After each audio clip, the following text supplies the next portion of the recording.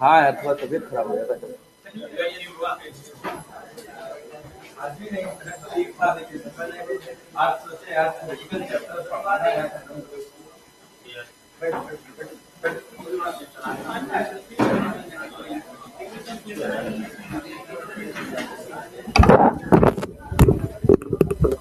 असमंजस में था कि जाऊं ना जाऊं, जाऊं ना जाऊं।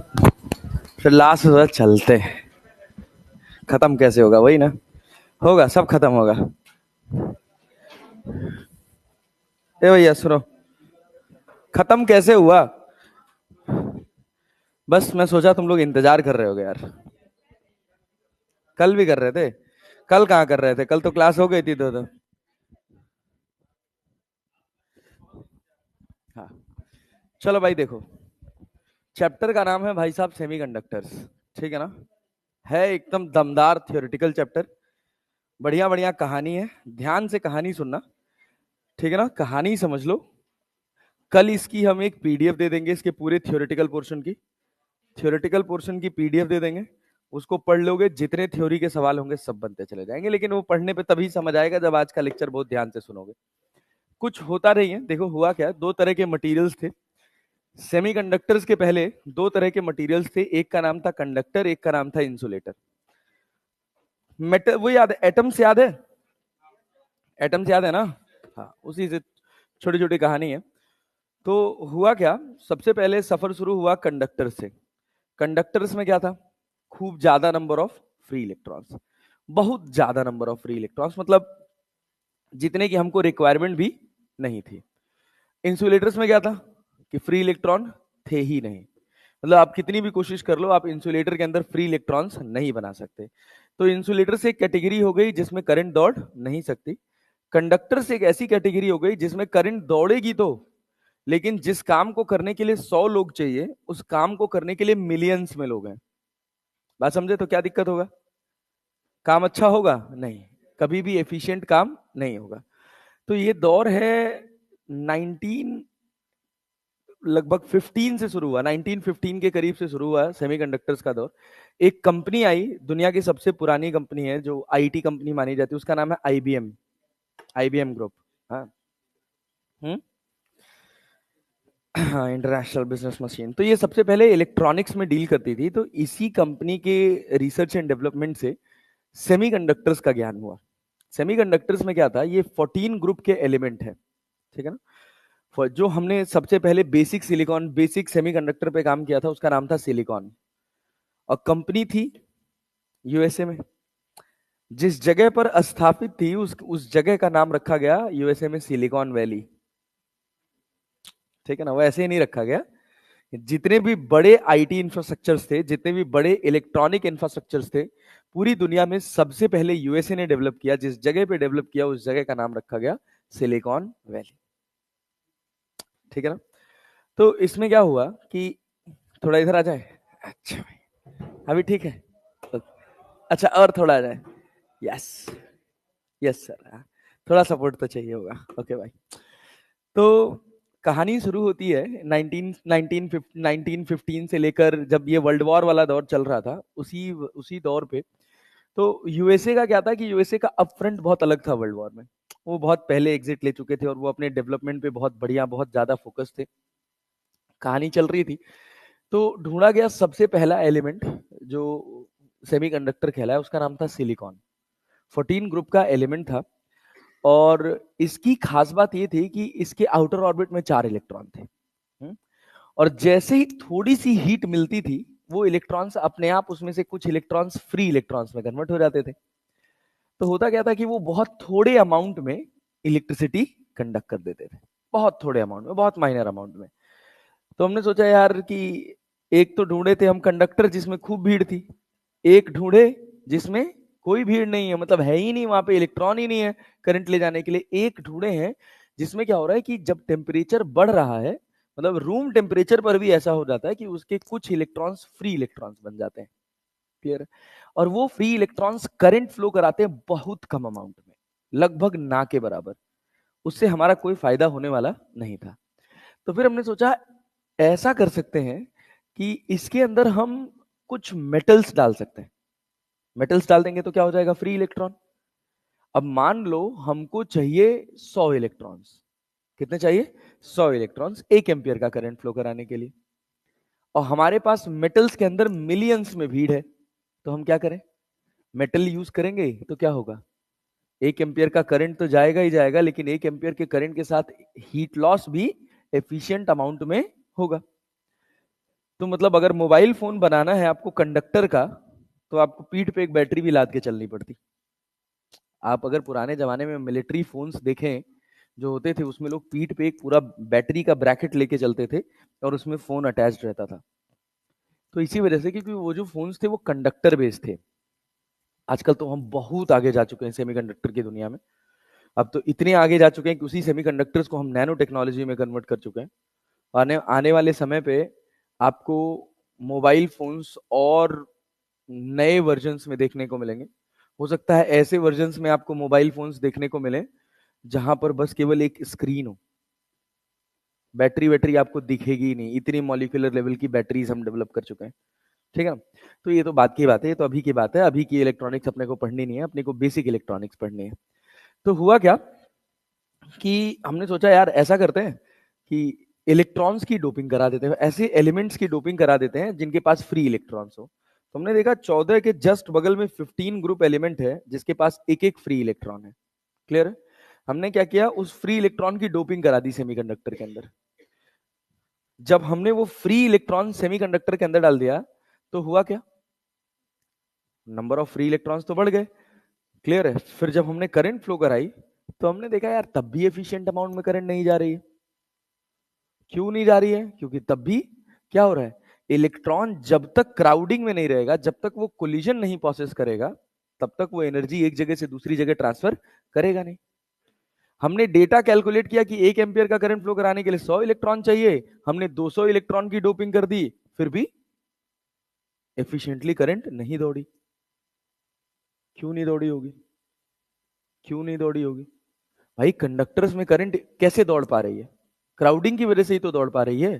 क्राउडिंग है तो क्या हो रहा है, इलेक्ट्रॉनिक कोलिजन हो रहा है, इलेक्ट्रॉन्स का कोलिजन हो रहा है, टकरा रहे हैं और एनर्जी को एक जगह से दूसरी जगह लेके जा रहे हैं। भीड़ बहुत ज्यादा है तो उनमें कोलिजन एफिशिएंट हो रहा है, तो एनर्जी एक जगह से दूसरी जगह जा रही है। हमने भीड़ को क्या कर दिया, कम।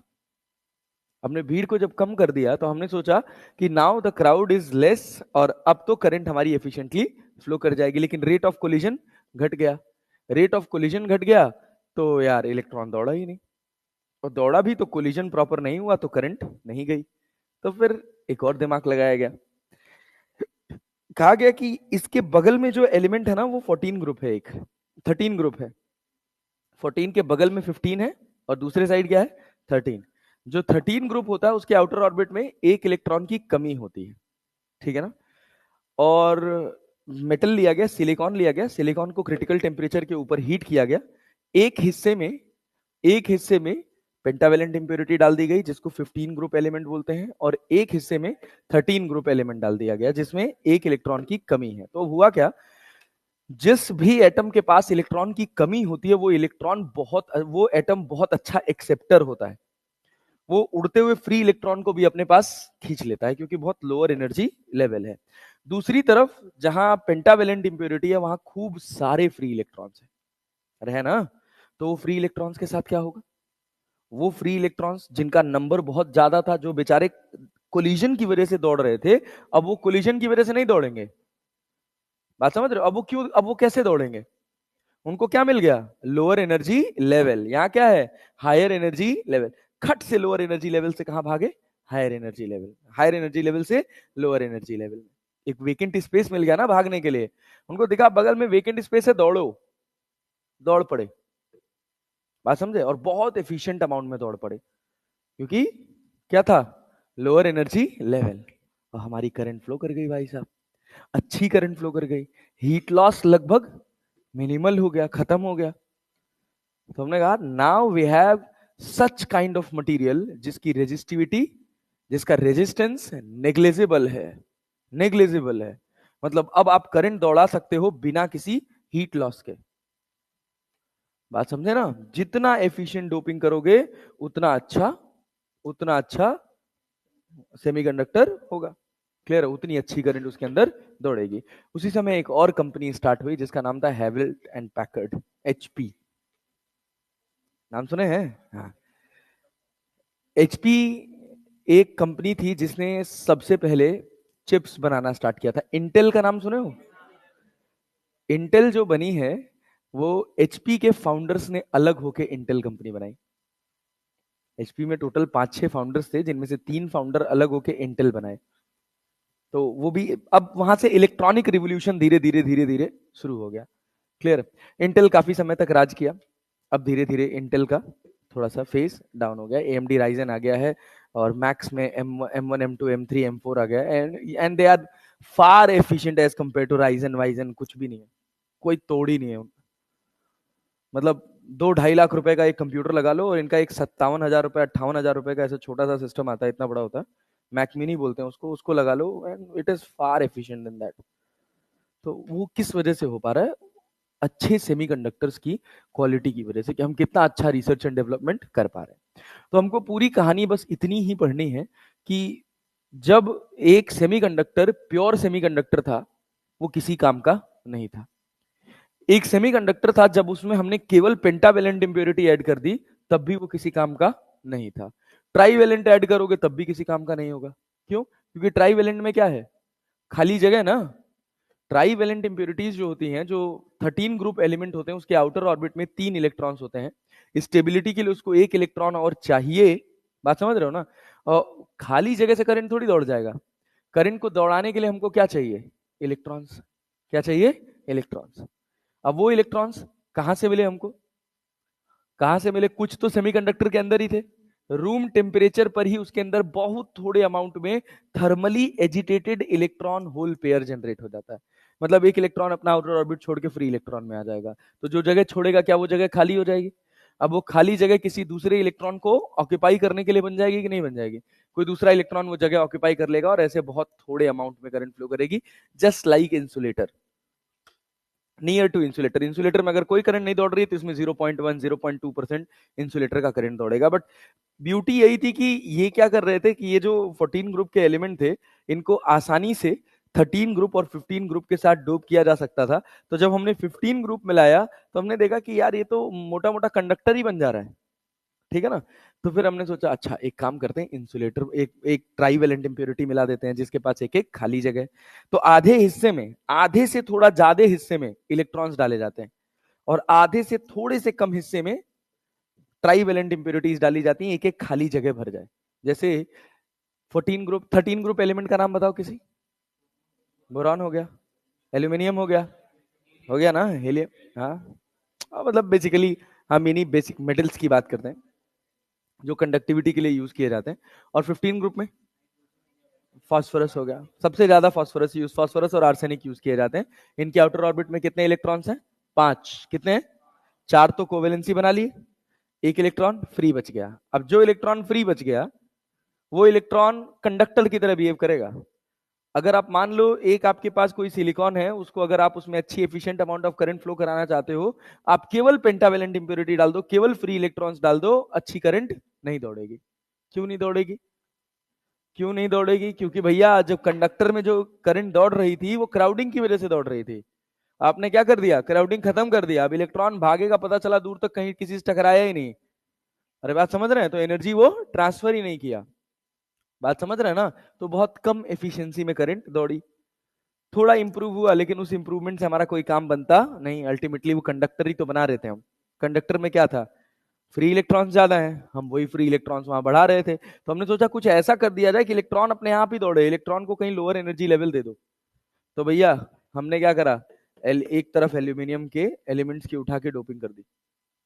जब डोपिंग कर दी तो लोअर एनर्जी लेवल क्रिएट हो गया, अपने आप इलेक्ट्रॉन्स कहां से कहां, हायर एनर्जी लेवल से लोअर एनर्जी लेवल भाग गए। और जैसे ही थोड़ा सा पोटेंशियल डिफरेंस क्रिएट हुआ, इलेक्ट्रॉन्स हायर एनर्जी लेवल से लोअर एनर्जी लेवल की तरफ भागे और एक एफिशिएंट अमाउंट में करंट दौड़ गई। क्लियर? इतनी एफिशिएंसी के साथ करंट दौड़ गई कि हीट लॉस मिनिमलिस्टिक, एकदम कम से कम। अरे बात समझ रहे हैं? तो हीट लॉस कम हो गया तो अब क्या हो गया? फायदा हो गया कि आप 3000 mAh की बैटरी बना रहे हैं और आपका मोबाइल फोन पूरे दिन चल जा रहा है। आपके घर में ये एलईडी है इतना रोशनी अगर एक कंडक्टर से करना होता तो पहले यहाँ इतना हीट होता कि आप उसके नीचे खड़े नहीं रह पाते, और ऊपर से जो पावर कंजम्पशन होता उसकी बात अलग थी। अरे बात समझ रहे हैं ना? हाँ, 100 वाट वाला बल्ब देखे है ना? लगा दीजिए कमरे में 2 ठो बल्ब, कमरा गर्म रहेगा भाई। समझ रहे हैं ना? तो ये एलईडीज हैं। एलईडीज को बोला जाता है light emitting diode. Light emitting diode.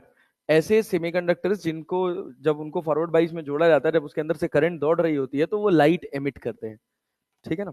तो ये सब पढ़ने को मिलेगा अभी, एलईडी क्या होता है, सोलर सेल क्या होता है, कैसे काम करता है, सब पढ़ने को मिलेगा। तो हुआ क्या, ये सब जब हम बना रहे थे तो सबसे पहले जो कहानी शुरू हुई वो सेमीकंडक्टर्स को देखने की कहानी शुरू हुई। उसका नाम रखा गया एनर्जी बैंड्स इन इलेक्ट्रॉनिक्स। क्या नाम रखा गया? Energy bands in electronics. तो ये बेसिकली एनर्जी बैंड्स का कॉन्सेप्ट तो हर जगह था। आप देखो क्या है कि जो कंडक्टर्स होते हैं, कंडक्टर्स के आउटर ऑर्बिट में इलेक्ट्रॉन्स होते हैं। एक एटम का क्या एक स्पेसिफिक एनर्जी लेवल होता है? एक एटम के अलग अलग ऑर्बिट्स का क्या स्पेसिफिक एनर्जी लेवल है ना? हाँ। अगर मान लीजिए हम एक क्रिस्टल बना दें, खूब सारे एटम्स को मिला दें, तो क्या उनके इलेक्ट्रॉन्स के बीच में इंटरेक्शन पॉसिबल है कि नहीं है? हाँ, एक एटम से दूसरे एटम में इलेक्ट्रॉन जा सकता है ना? कौन सा इलेक्ट्रॉन, जो सबसे आउटर ऑर्बिट में है या जो सबसे इनर ऑर्बिट में? इनर ऑर्बिट वाले में कोई फर्क पड़ता नहीं। जो आउटर ऑर्बिट के इलेक्ट्रॉन्स होते हैं वो इलेक्ट्रिक फील्ड के इन्फ्लुएंस की वजह से क्या करते हैं, कभी एक एटम से दूसरे एटम में, तीसरे एटम में, चौथे एटम में गोल गोल घूमते रहते हैं। तो जब गोल गोल घूमते रहते हैं एटम टू एटम, तो उनका एक कोई शार्प एनर्जी लेवल डिफाइन नहीं होता है। क्लियर है ना? तो एनर्जीज का बैंड बन जाता है। उसी बैंड को बोलते हैं कंडक्शन बैंड या वैलेंस बैंड। ठीक है ना? तो सेमीकंडक्टर्स की बेसिक कहानी क्या है भाई? देखो, ये अपने पास ये अपने पास सेमीकंडक्टर की बेसिक प्रॉपर्टी है। देखिए, ये हमारे पास बेसिक प्रॉपर्टी है। क्या क्या? इनका टेम्परेचर कोफिशिएंट कैसा होता है? इनका टेम्परेचर कोफिशिएंट कैसा होता है भाई साहब? नेगेटिव टेम्परेचर कोफिशिएंट है। नेगेटिव टेम्परेचर कोफिशिएंट, इसका मतलब क्या है कि जैसे जैसे टेम्परेचर बढ़ाएंगे कंडक्टिविटी बढ़ती चली जाएगी, रेजिस्टिविटी घटती चली जाएगी प्योर सेमीकंडक्टर्स में। क्यों? प्योर सेमीकंडक्टर्स में thermally generated electron hole pair आ जाते हैं। मतलब जैसे ही काइनेटिक एनर्जी मिलती है, जो इलेक्ट्रॉन्स होते हैं जो बॉन्ड में शेयर्ड होते हैं, उनको थोड़ी सी काइनेटिक एनर्जी मिलते ही वो फ्री इलेक्ट्रॉन बन जाते हैं। और फ्री इलेक्ट्रॉन बन जाएंगे तो करंट तो फ्लो कराएंगे ही ना? हाँ, बट थोड़े अमाउंट में कराते हैं, बट करंट फ्लो कराते हैं। With increase in temperature resistance decreases, क्योंकि टेम्परेचर बढ़ेगा तो फ्री इलेक्ट्रॉन्स बढ़ेंगे, और फ्री इलेक्ट्रॉन्स बढ़ेंगे तो रेजिस्टेंस घटेगा। दूसरा, crystalline structure with covalent bonding. Face centred cubic, solid state है नहीं तो है, हट गया है ना? हाँ, चलो। कंडक्शन प्रॉपर्टी में changes by adding small impurities. यही है वो कहानी जिस पर आप डोपिंग की बात कर रहे हैं, जिसमें आप क्या कर रहे हैं, पेंटावेलेंट इंप्योरिटीज ऐड कर रहे हैं और ट्राईवेलेंट इंप्योरिटीज ऐड कर रहे हैं। पोजीशन इन पीरियोडिक टेबल, कौन सा ग्रुप? चौथा ग्रुप। तो यह 4 लिखा है यार। ठीक है ना, एक्स मिस हो गया। रोमन नंबर में 14 को ऐसे लिखते हैं क्या? अच्छा, 1 2 3 4 चल रहा है, कोई बात नहीं। फॉरबिडन एनर्जी गैप, अभी इस पर आते हैं, ये क्या होता है forbidden energy gap? Charge carriers इसमें क्या क्या हो गए? Electrons and holes. होल्स अपनी जगह से चलते नहीं है, बस इलेक्ट्रॉन उस जगह को ऑक्यूपाई कर लेता है। अरे बात समझे ना? अब जहां से इलेक्ट्रॉन उड़ा है वो जगह खाली हो गई ना, और जहां पहुंचा है वहां तो भर गया। और भर गया ना, तो इलेक्ट्रॉन यहां से यहां गया, आप कह लीजिए होल यहां से यहां गया। क्लैरिटी है ना? There are many semiconductors, but few of them have practical application in electronics, like germanium और silicon। यही दोनों अपने को पढ़ने हैं। जर्मेनियम का कितना है? 32। आउटर ऑर्बिट में कितने? 2 8 18 4। आउटर ऑर्बिट में कितने इलेक्ट्रॉन? 4। यहाँ पर क्या है? सिलिकॉन का 14 2 8 4। आउटर ऑर्बिट में कितने? 4। मतलब जितने भी 14 ग्रुप के एलिमेंट हैं उन सब के आउटर ऑर्बिट में कितने इलेक्ट्रॉन्स हैं? 4। अब सुनिएगा, होगा क्या कि देखिए, मान लीजिए अगर हम एक एटम की बात करें, एनर्जी लेवल की बात करें एक एटम के इलेक्ट्रॉन्स की, तो सबसे बेसिक एनर्जी लेवल क्या है?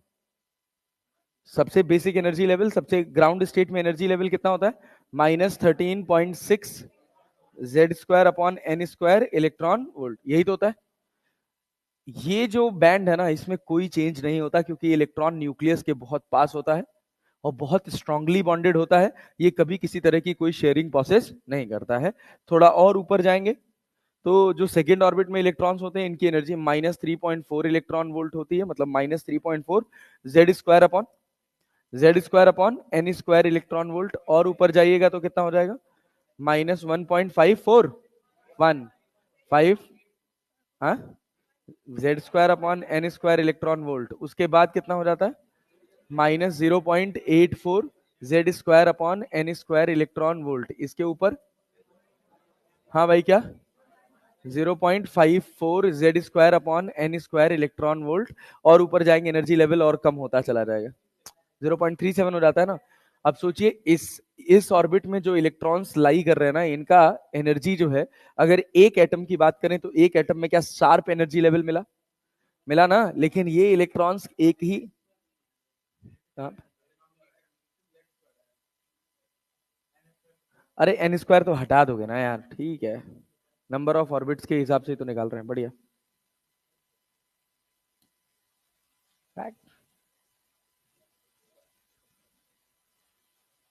हाँ भाई, क्या लिखेंगे, -13.6 Z²। फिर उसके बाद दूसरा वाला, हाँ बोलो बोलो, -3.4 Z²। फिर उसके बाद तीसरा वाला -1.51 Z²। फिर -0.84 Z²। फिर उसके बाद 0.54 Z², ठीक है ना। और ऊपर जाओगे तो 0.37 Z²। ये होते हैं, ये कैटेगरी एनर्जी लेवल है, क्लियर है ना। जो सबसे लोअर एनर्जी लेवल है, ये किस इलेक्ट्रॉन का है, वो इलेक्ट्रॉन जो न्यूक्लियस के सबसे करीब है। जैसे जैसे न्यूक्लियस से आप दूर चलते चले जाएंगे, जो अट्रैक्शन होगा वो कम होता चला जाएगा। मतलब अब इलेक्ट्रॉन दूसरे एटम से भी इंटरैक्ट करना स्टार्ट कर देगा।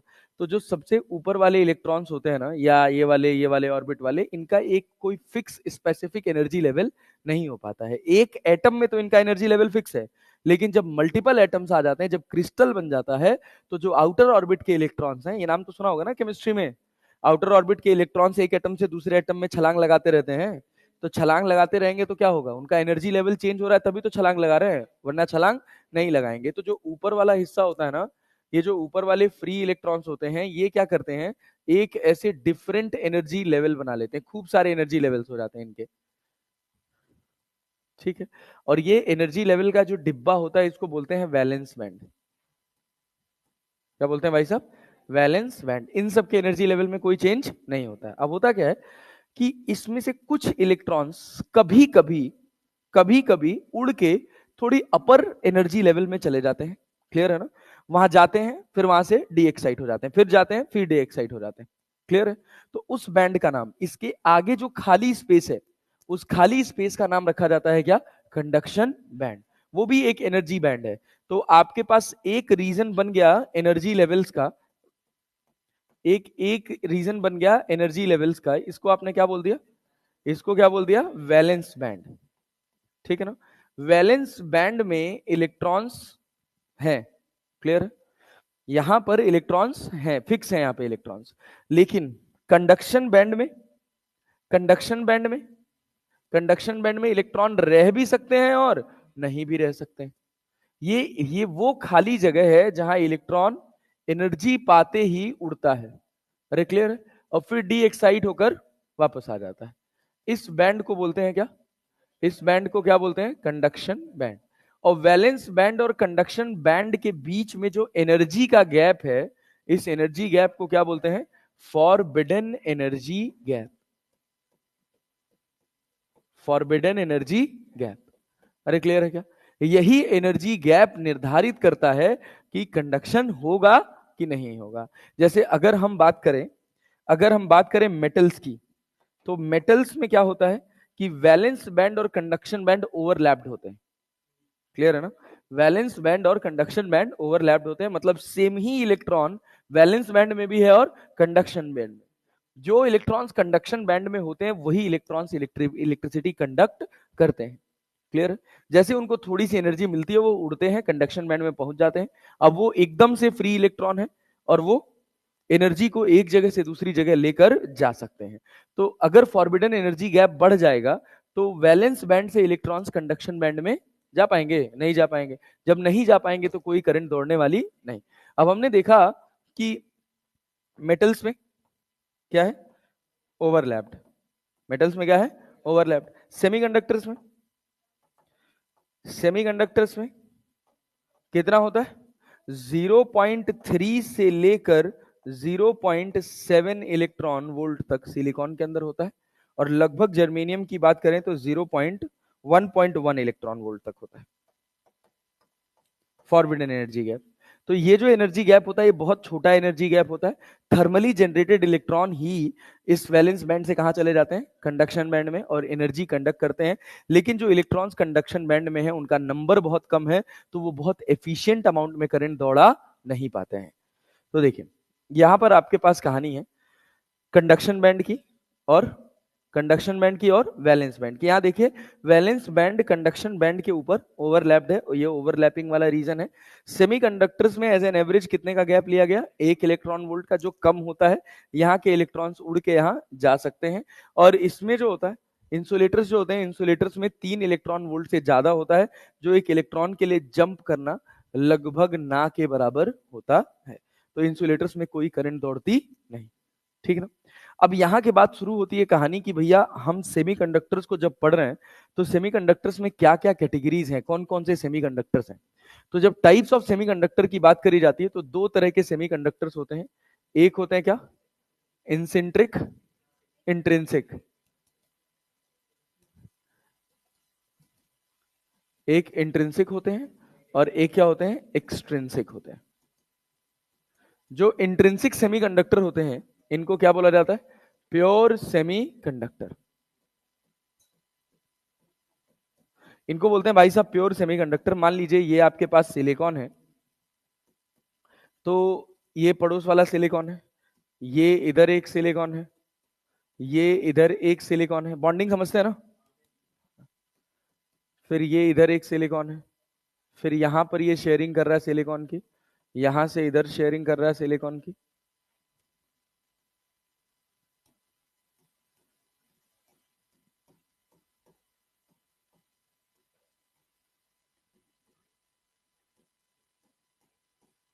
ऐसे ही पेयर्स में रहते हैं, ठीक है ना। यहां भी एक एक बना ही लो, बीच वाले के लिए सही रहेगा।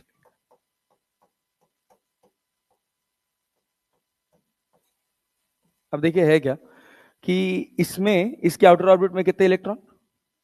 कितने इलेक्ट्रॉन? 4। 4 इसके अपने हैं और 4 किसके हैं? पड़ोस वाले के। एक इससे लिया, एक इससे लिया, एक इससे लिया, एक इससे लिया, चारों से ले लिया। ऑक्टेट कंप्लीट, मतलब एलिमेंट स्टेबल। स्टेबिलिटी भी तो चाहिए, ऐसा थोड़ी है पता चला थोड़ा टेम्परेचर मिला, थोड़ी सी हीट मिली, बॉन्ड टूट गया और सिलिकॉन पिघल गया। अरे बात समझे ना, उसका सॉलिड स्ट्रक्चर भी तो मेंटेन करके रखना है। तो इस वजह से ये बड़ा फायदेमंद निकला कि भैया ये सिलिकॉन है, ये अपना ऑक्टेट कंप्लीट करता है, इसकी स्ट्रेंथनिंग भी ठीक है, मजबूत है। थोड़ा और मेटल्स हम डालेंगे तो ये और मजबूत हो जाएगा, ठीक है ना। तो अब इसके आउटर ऑर्बिट में कितने इलेक्ट्रॉन्स हैं? 4। रूम टेम्परेचर पर ही आउटर ऑर्बिट में 4 है, 4 तो पड़ोस से ले रहा है ना, तो रूम टेम्परेचर पर ही at room temperature thermally agitated electron hole pair generate हो जाता है। रूम टेम्परेचर पर ये इलेक्ट्रॉन उड़ के क्या बन जाएगा? Free electron. अगर ये फ्री इलेक्ट्रॉन बन गया तो ये जगह क्या हो गई? खाली। क्लियर है ना। तो at room temperature thermally agitated या thermally generated electron hole pair forms that conduct electricity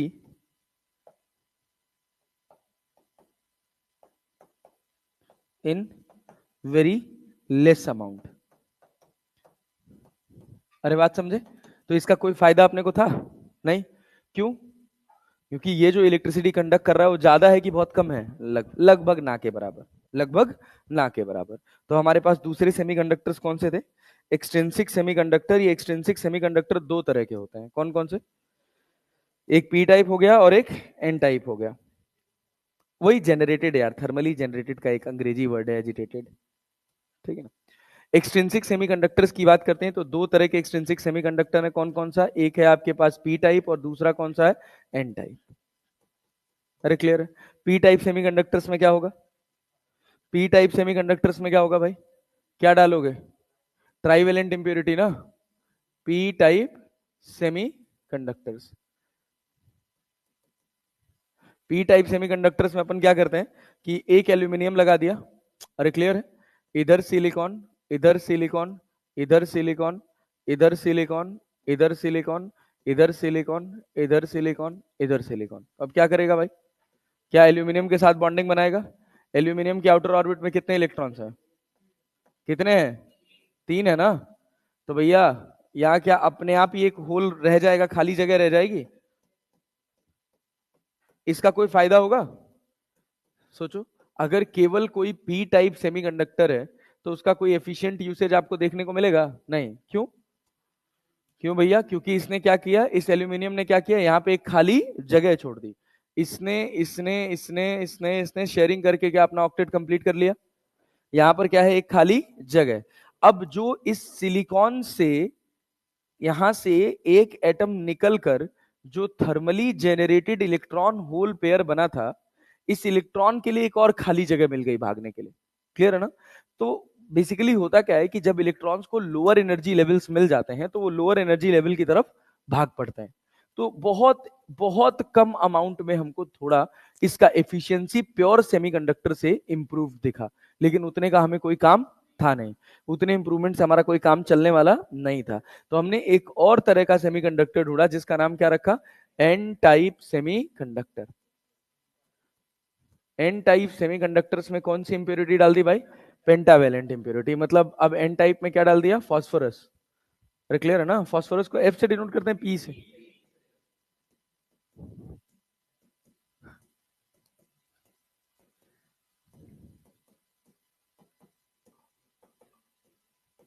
हाँ भाई, केमिस्ट्री आ रहा है तुम लोग को, इतना तो आ ही जाए। नहीं यार,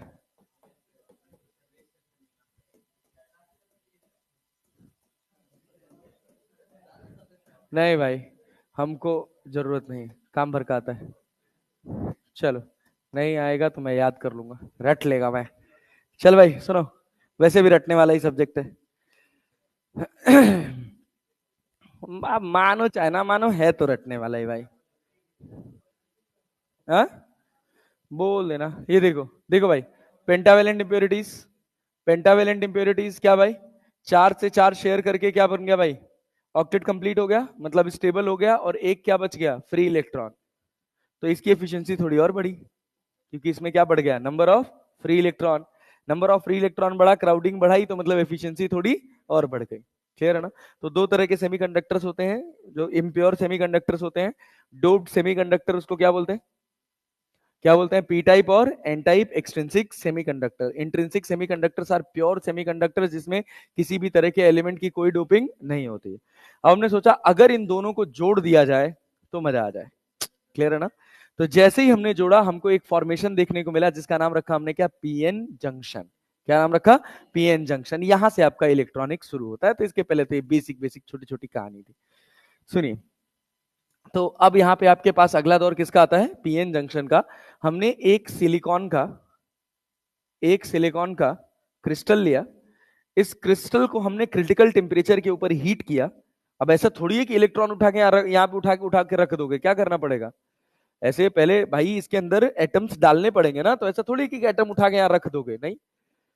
तो इसको हीट करोगे, जब इसके मॉलिक्यूल्स थोड़े दूर दूर हो जाएंगे, क्लियर है, इनके बॉन्ड्स वीक हो जाएंगे या टूटने की कगार पे आ जाएंगे, और उस समय अगर आप इसके अंदर पेंटावेलेंट या ट्राईवेलेंट इंप्योरिटीज डाल दोगे, तो वो जो इंप्योरिटीज जाएंगी क्या वो सिलिकॉन के साथ बॉन्डिंग बना लेगी, अरे बना लेगी।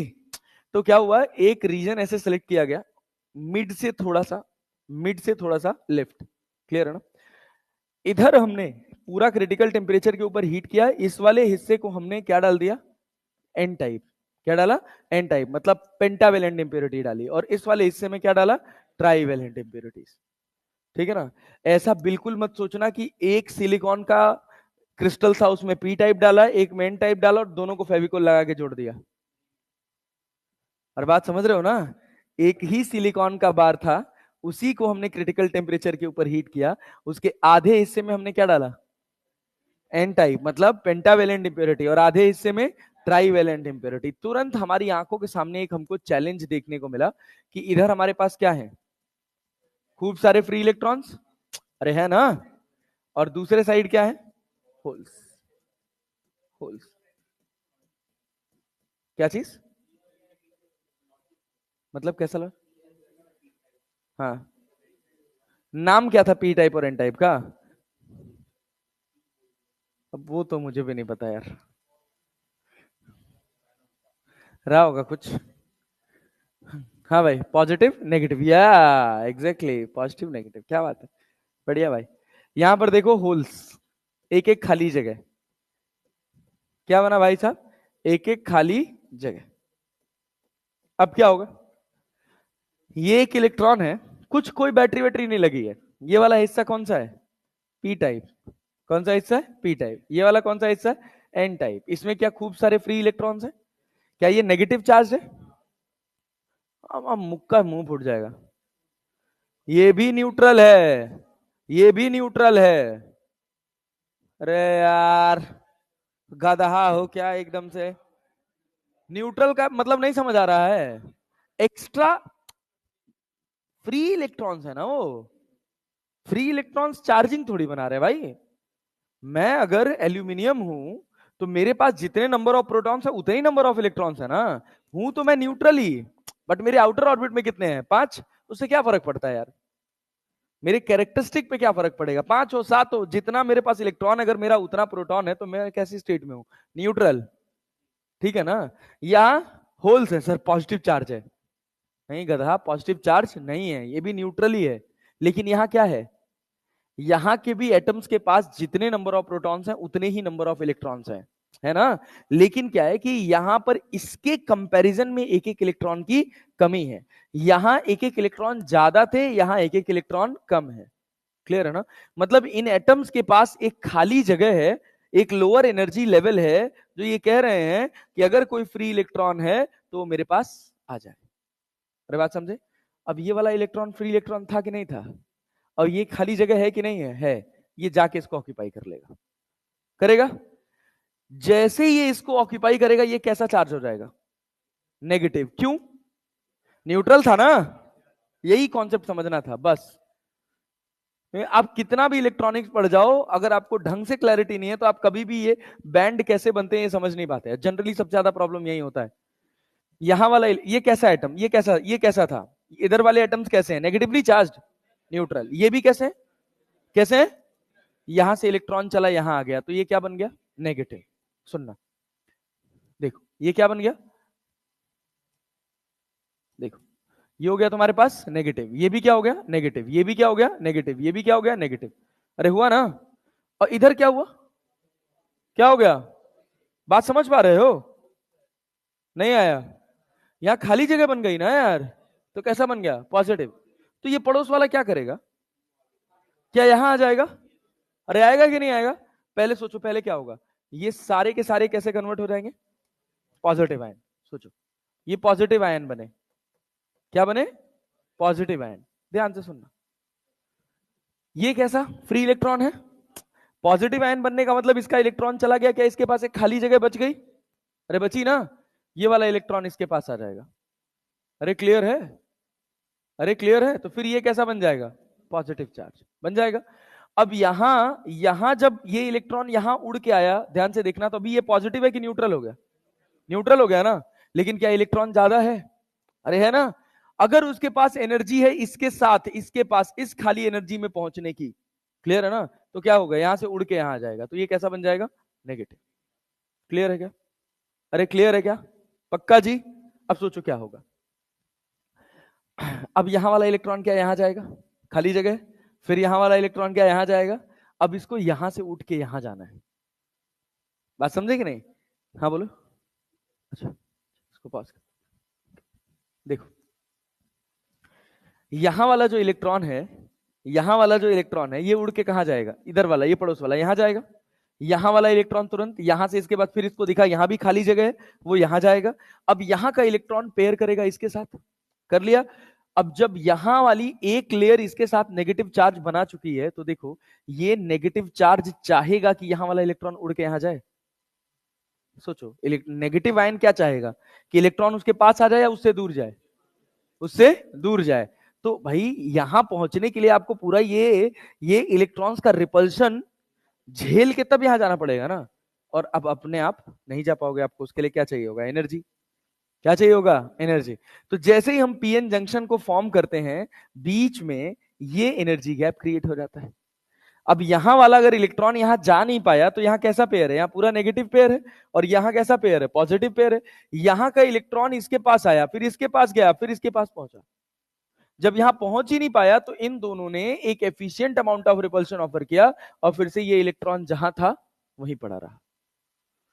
अरे बात समझे ना, इस इलेक्ट्रॉन की चाहत यहां रुकने की थी नहीं, यहां थी नहीं, इस पार जाने की है। अरे बात समझे ना, जब जा नहीं पाया तो वापस चला गया। क्लियर है। तो ये हमारे पास पॉजिटिव साइड हो जाता है, ये हमारे पास नेगेटिव साइड हो जाता है। इसको पी टाइप बोलते हैं, इसको एन टाइप बोलते हैं। और ये जो गैप बन जाता है, इसको क्या बोलते हैं, क्या भाई, क्या बोलते हैं, डिप्लीशन रीजन। क्या बोलते हैं, डिप्लीशन रीजन। अब सोचो, डिप्लीशन रीजन, इस डिप्लीशन रीजन में, इस डिप्लीशन रीजन में ये वाला हिस्सा कैसा चार्ज है, इधर वाला नेगेटिव, ये वाला हिस्सा कैसा चार्ज है, मतलब ये एक बैटरी बना लेता है ऐसे। अरे क्लियर है, अरे क्लियर है। तो इस डिप्लीशन रीजन का एक पोटेंशियल आ जाता है। क्लियर है। इस डिप्लीशन रीजन का, आओ नेता आओ, बहुत समय से आए हो। इस डिप्लीशन रीजन का एक पोटेंशियल आ जाता है। अरे भाई अब यहाँ पे एक नेगेटिव चार्ज बन गया, यहाँ पर एक पॉजिटिव चार्ज बन गया, तो ये पोटेंशियल तो ऑफर करेगा ना। उस पोटेंशियल का नाम होता है बैरियर पोटेंशियल। क्या नाम होता है, बैरियर पोटेंशियल। डिप्लीशन रीजन के पोटेंशियल का नाम क्या है, बैरियर पोटेंशियल। ये बताओ, क्या फॉर्मेशन ऑफ पीएन जंक्शन समझ आए, फॉर्मेशन ऑफ पीएन जंक्शन समझ आए। अब इस पीएन जंक्शन को दो तरह से यूटिलाइज किया जाता है, एक होता है फॉरवर्ड बाइसिंग और एक होता है रिवर्स बाइसिंग। एक का नाम है फॉरवर्ड बाइसिंग और एक का नाम है रिवर्स बाइसिंग। जब पी साइड को पॉजिटिव टर्मिनल से कनेक्ट कर दिया जाए और एन साइड को नेगेटिव टर्मिनल से कनेक्ट कर दिया जाए, तो जो बाइसिंग होती है उसको क्या बोलते हैं, फॉरवर्ड बाइसिंग। सुनिएगा,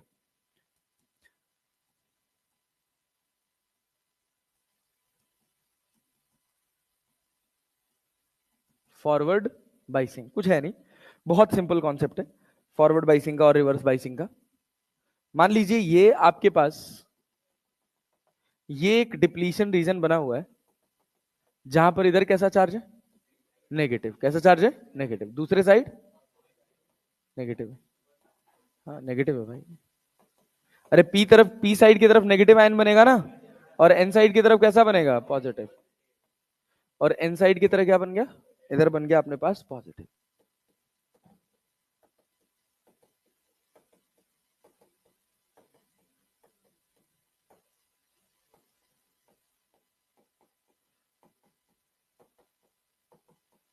अरे क्लियर है क्या, अरे पक्का ना। क्या इसके पास फ्री इलेक्ट्रॉन्स है, अरे फ्री इलेक्ट्रॉन्स है, नेगेटिव आयन बना है कि एक्स्ट्रा इलेक्ट्रॉन्स है, एक्स्ट्रा इलेक्ट्रॉन्स है, अरे है ना। और इसके पास कैसा चार्ज है, पॉजिटिव चार्ज है ना, एक एक इलेक्ट्रॉन की कमी है ना। और यहां पर क्या खूब भर के इलेक्ट्रॉन्स हैं, अरे है कि नहीं है, यहाँ पे खूब सारे इलेक्ट्रॉन्स हैं। अब हुआ क्या, यहाँ पर खूब सारे कैसे चार्ज हैं, कैसे क्या है, होल्स है। पॉजिटिव चार्ज नहीं बोलेंगे, क्या बोलेंगे, होल्स। कोई चार्ज नहीं है, ये इलेक्ट्रॉन्स कोई चार्ज क्रिएट नहीं कर रहे हैं, बस ये क्या है, फ्री इलेक्ट्रॉन्स। और इधर वाली जगह पे क्या है, ये वाली जगह पे क्या है, खूब सारी खाली जगह। यहां पर जैसे ही आप बैटरी का पॉजिटिव दोगे, और यहां पर जैसे आप बैटरी का नेगेटिव टर्मिनल जोड़ोगे, क्या होगा, क्या होगा, क्या यहां पर एक वी पोटेंशियल और यहां पर एक जीरो पोटेंशियल। अरे क्लियर है क्या। अगर हम इलेक्ट्रॉन्स की बात करें, किसकी बात करें, इलेक्ट्रॉन्स की, तो इलेक्ट्रॉन्स की यहां पर एनर्जी होगी माइनस ईवी और यहां पर एनर्जी होगी जीरो। क्या इलेक्ट्रॉन टेंडेंसी रखेगा लोअर एनर्जी लेवल से, मतलब हायर एनर्जी लेवल से लोअर एनर्जी लेवल में जाने का। अरे इलेक्ट्रॉन की एनर्जी ईवी होती है ना भाई, तो एनर्जी में चार्ज का कैरेक्टर कंसीडर करते हैं कि नहीं करते हैं। तो यहाँ क्या बना माइनस ईवी, यहाँ क्या बना 0, तो 0 इज लेस देन ना माइनस ईवी। तो अब ये इलेक्ट्रॉन जो बेचारा यहां नहीं पहुंच पा रहा था, क्या पहुंचेगा? अरे पहुंचेगा कि नहीं पहुंचेगा? पल्ले नहीं पड़ा। क्या फॉर्मेशन समझ आया? बस तुमको ये समझना है कि यहां वाला इलेक्ट्रॉन यहां क्यों नहीं गया, क्यों नहीं जा पाया? इलेक्ट्रोस्टैटिक रिपल्शन की वजह से। यहां पर खूब सारे नेगेटिव आयंस हैं, वो क्या कर रहे हैं, इस इलेक्ट्रॉन जो एनर्जी से इलेक्ट्रॉन जाना चाह रहा था उससे ज्यादा नेगेटिव एनर्जी इसको दे दे रहे हैं। अरे क्लियर है ना? तो ये बेचारा यहां पहुंच नहीं पाया, तो जहां था वहीं वापस। तो इधर दो लेयर किसकी बन गई, नेगेटिव की, तो यहां दो लेयर किसकी बन गई, पॉजिटिव की। अब तुमने किया क्या, अब तुम इसी को तोड़ रहे हो, अब तुम इसी को तोड़ रहे हो। तो देखो फोर्सफुली तोड़ रहे हो, जैसे तुम बैटरी लगा दोगे, क्या यहां एक एक इलेक्ट्रॉन्स की कमी थी? अरे थी कि नहीं थी? एक एक इलेक्ट्रॉन की कमी थी ना। क्या ये इलेक्ट्रॉन अब फोर्सफुली इसके पास जाएगा? तो ये कैसा हो जाएगा? अब सोचो अगर ये इलेक्ट्रॉन्स इसके पास चले गए तो ये क्या हो गया, न्यूट्रल हो गया ना, पूरी लेयर खत्म, डन। क्या बन गया, न्यूट्रल। यहां वाला सोच, ये इलेक्ट्रॉन है, ये नेगेटिव आयन है ना, इनके पास क्या है, इलेक्ट्रॉन्स है ना। ये यहां से यहां क्यों नहीं गए, क्यों नहीं गए भाई? यहां, अरे भाई जैसे यहां का इलेक्ट्रॉन यहां पहुंचा, क्लियर है ना? तो ये खाली इलेक्ट्रॉन जो था ये इसके अंदर आने के बाद क्या नेगेटिव चार्ज बना लिया, एक्स्ट्रा इलेक्ट्रॉन हो गया ना। यहां नहीं गया क्योंकि अभी ये ज्यादा स्टेबल महसूस कर रहा है। अरे बात समझे ना? अरे भाई जब यहां वाला इलेक्ट्रॉन इससे इंटरेक्ट कर पाता, ये तो आयंस हो गई ना। और आयंस कैसी होती है, मोबाइल की इमोबाइल? हाँ, आयंस आर इमोबाइल ब्रो। वो वाले आयंस की बात नहीं कर रहे हैं जो तुम समझ रहे हो, लिक्विड आयंस। ये स- ये मेटल मूव, ये एटम मूव कर पाएगा नहीं। तो ये नेगेटिव चार्ज तो इसका फिक्स हो गया ना। अब तुमको उसके इलेक्ट्रॉन्स को बाहर निकालना पड़ेगा, तो बाहर निकालने के लिए क्या करना पड़ेगा, और लोअर एनर्जी लेवल क्रिएट करना पड़ेगा। तो वो लोअर एनर्जी लेवल तुमने कैसे क्रिएट किया, बैटरी लगा के। कैसे क्रिएट किया, बैट जैसे यहां का इलेक्ट्रॉन यहां जा रहा है ना, बात समझ रहे हो, तो इस वाली लेयर को क्या कर दिया, न्यूट्रल। वैसे ये जो इलेक्ट्रॉन था ना, एक्स्ट्रा इलेक्ट्रॉन, ये निकल के यहां आ जाएगा, और फिर इसके बाद यहां आ जाएगा, फिर यहां आ जाएगा, फिर यहां आ जाएगा, फिर बैटरी इसको उठाएगी, फिर यहां भेज देगी, और ये प्रोसेस ऐसे साइकिल चलती रहेगी और इलेक्ट्रॉन्स दौड़ता रहेगा। अब सोचो अगर यहां के सारे इलेक्ट्रॉन्स निकल के इधर चले गए तो क्या ये न्यूट्रल हो गया कि नहीं हो गया? अरे हो गया ना। अब क्या हो गया, सोचो बैरियर पोटेंशियल बढ़ा कि घटा? अरे बैरियर पोटेंशियल घटा, एक लेयर गायब। फिर दूसरी लेयर के इलेक्ट्रॉन्स ने क्या किया, इसके साथ इसको न्यूट्रल किया, तो इस इलेक्ट्रॉन को क्या यहां खींच के लाया गया, तो क्या दोनों लेयर न्यूट्रल हो गई। अब डिप्लीशन रीजन पूरा कोलैप्स्ड, अब डिप्लीशन रीजन पूरा कोलैप्स। जब डिप्लीशन रीजन कोलैप्स कर गया, तो now these free electrons have this खाली स्पेस, जहां वो खटाखट खटाखट मूव करते जाएंगे, और ये बैटरी क्या करेगी, ये वाली जगह को, उसका काम बस इतना है कि उसको इस वाली जगह को हमेशा खाली रखना है। अरे बात समझे ना? जब ये जगह हमेशा खाली रहेगी तो क्या होगा, ये इधर आएगा तो ये इधर आएगा तो ये इधर आएगा। अरे क्लियर है ना? यहां से इलेक्ट्रॉन चलेगा, यहां से इलेक्ट्रॉन चलेगा, भैया पहले इस वाले लेयर को उड़ा दिया, फिर इधर से इधर वाले इलेक्ट्रॉन्स को खींच के इस वाली लेयर को उड़ा दिया गया, फिर पड़ोस वाले इलेक्ट्रॉन से इस लेयर को न्यूट्रल कर दिया, फिर यहां वाले इलेक्ट्रॉन्स यहां चले आ गए। क्या ये इलेक्ट्रॉन यहां के रुक गया? नहीं। क्या उसके पास फिर पड़ोस में एनर्जी लेवल है, उससे भी कम है, और पड़ोस में और एनर्जी लेवल है जो उससे भी कम है इस इलेक्ट्रॉन के लिए, उसके बाद और कम है, सबसे कम कितना है, माइनस ईवी। अरे है कि नहीं है? जैसे यहां पहुंचेगा तुरंत बैटरी कहेगी आओ मेरे पास, हम तुमको फिर से एनर्जी देते हैं। अरे क्लियर है ना? तो ये उठाए बैटरी, फिर से एनर्जी दी और यहां पहुंचा दिया। फिर ये इलेक्ट्रॉन्स आगे भागे आगे भागे आगे भागे, और कंटिन्यूअसली करंट दौड़ती रही। अगर आप ध्यान से देखें तो इसमें कहीं भी हमने इसकी बात नहीं करी कि इलेक्ट्रॉन्स कोलाइड कर रहे हैं। कहीं कोलिजन हो रहा है? नहीं, कहीं कोलिजन नहीं हो रहा है, तो हीट लॉस क्या हो जाएगा, मिनिमाइज। अरे क्लियर है ना? बट हमको इलेक्ट्रॉन्स ज्यादा चाहिए होते हैं, होल्स के कंपेयर में हमको इलेक्ट्रॉन्स ज्यादा चाहिए होते हैं प्रैक्टिकली। क्यों ज्यादा चाहिए होंगे, क्यों ज्यादा चाहिए होंगे? क्योंकि हम ये अफोर्ड नहीं कर सकते कि हमारी कोई एक खाली जगह, कोई भी एक होल एक फ्रैक्शन ऑफ सेकंड के लिए भी खाली रहे। मतलब एक होल है तो उसके आसपास दो इलेक्ट्रॉन्स, तीन इलेक्ट्रॉन्स रहे जो उसको खाली होते ही ऑक्यूपाई करने के लिए तैयार रहे। इस वजह से पेंटावेलेंट इंप्योरिटी का रीजन ज्यादा होता है और ट्राईवेलेंट इंप्योरिटीज का रीजन कम होता है। अरे क्लैरिटी है? फिर से सुनो, पूरी कहानी सुनो। क्या बना, डिप्लीशन रीजन समझ आया कैसे बना? अरे समझ आया? यहां वाला इलेक्ट्रॉन अगर यहां चला जाता तो क्या फिर से यहां पर एक नेगेटिव लेयर क्रिएट हो जाती और इस जगह कैसी लेयर क्रिएट हो जाती, पॉजिटिव। लेकिन ये बेचारा कोशिश तो कर रहा था कि मैं यहां चला जाऊं, लेकिन जा नहीं पाया। क्यों? किसकी वजह से? इलेक्ट्रोस्टैटिक रिपल्शन की वजह से। अरे बात समझे ना? क्या ये नेगेटिव पोलैरिटी इस पॉजिटिव पोलैरिटी के बीच से इस इलेक्ट्रॉन को यहां आने देगी? नहीं आने देगी। तो यहां क्या बन गया? नेगेटिव, और यहां क्या बन गया? पॉजिटिव। और इस इन दोनों नेगेटिव और पॉजिटिव आयंस की वजह से एक पोलैरिटी डेवलप हुई जिसको नाम दिया हमने क्या? Depletion region. Depletion region. और ये जो पोटेंशियल बनाया उसका नाम क्या दिया? Barrier potential. क्या नाम दिया? Barrier potential.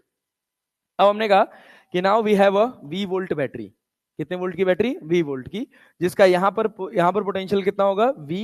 यहां पर पोटेंशियल कितना होगा? 0। तो ये फ्री इलेक्ट्रॉन्स को बिल्कुल समझ रहे हो कि ये कोई नेगेटिव चार्ज बॉडीज नहीं है, ये कोई पॉजिटिव चार्ज बॉडीज नहीं है। दोनों साइड कैसा है? न्यूट्रल।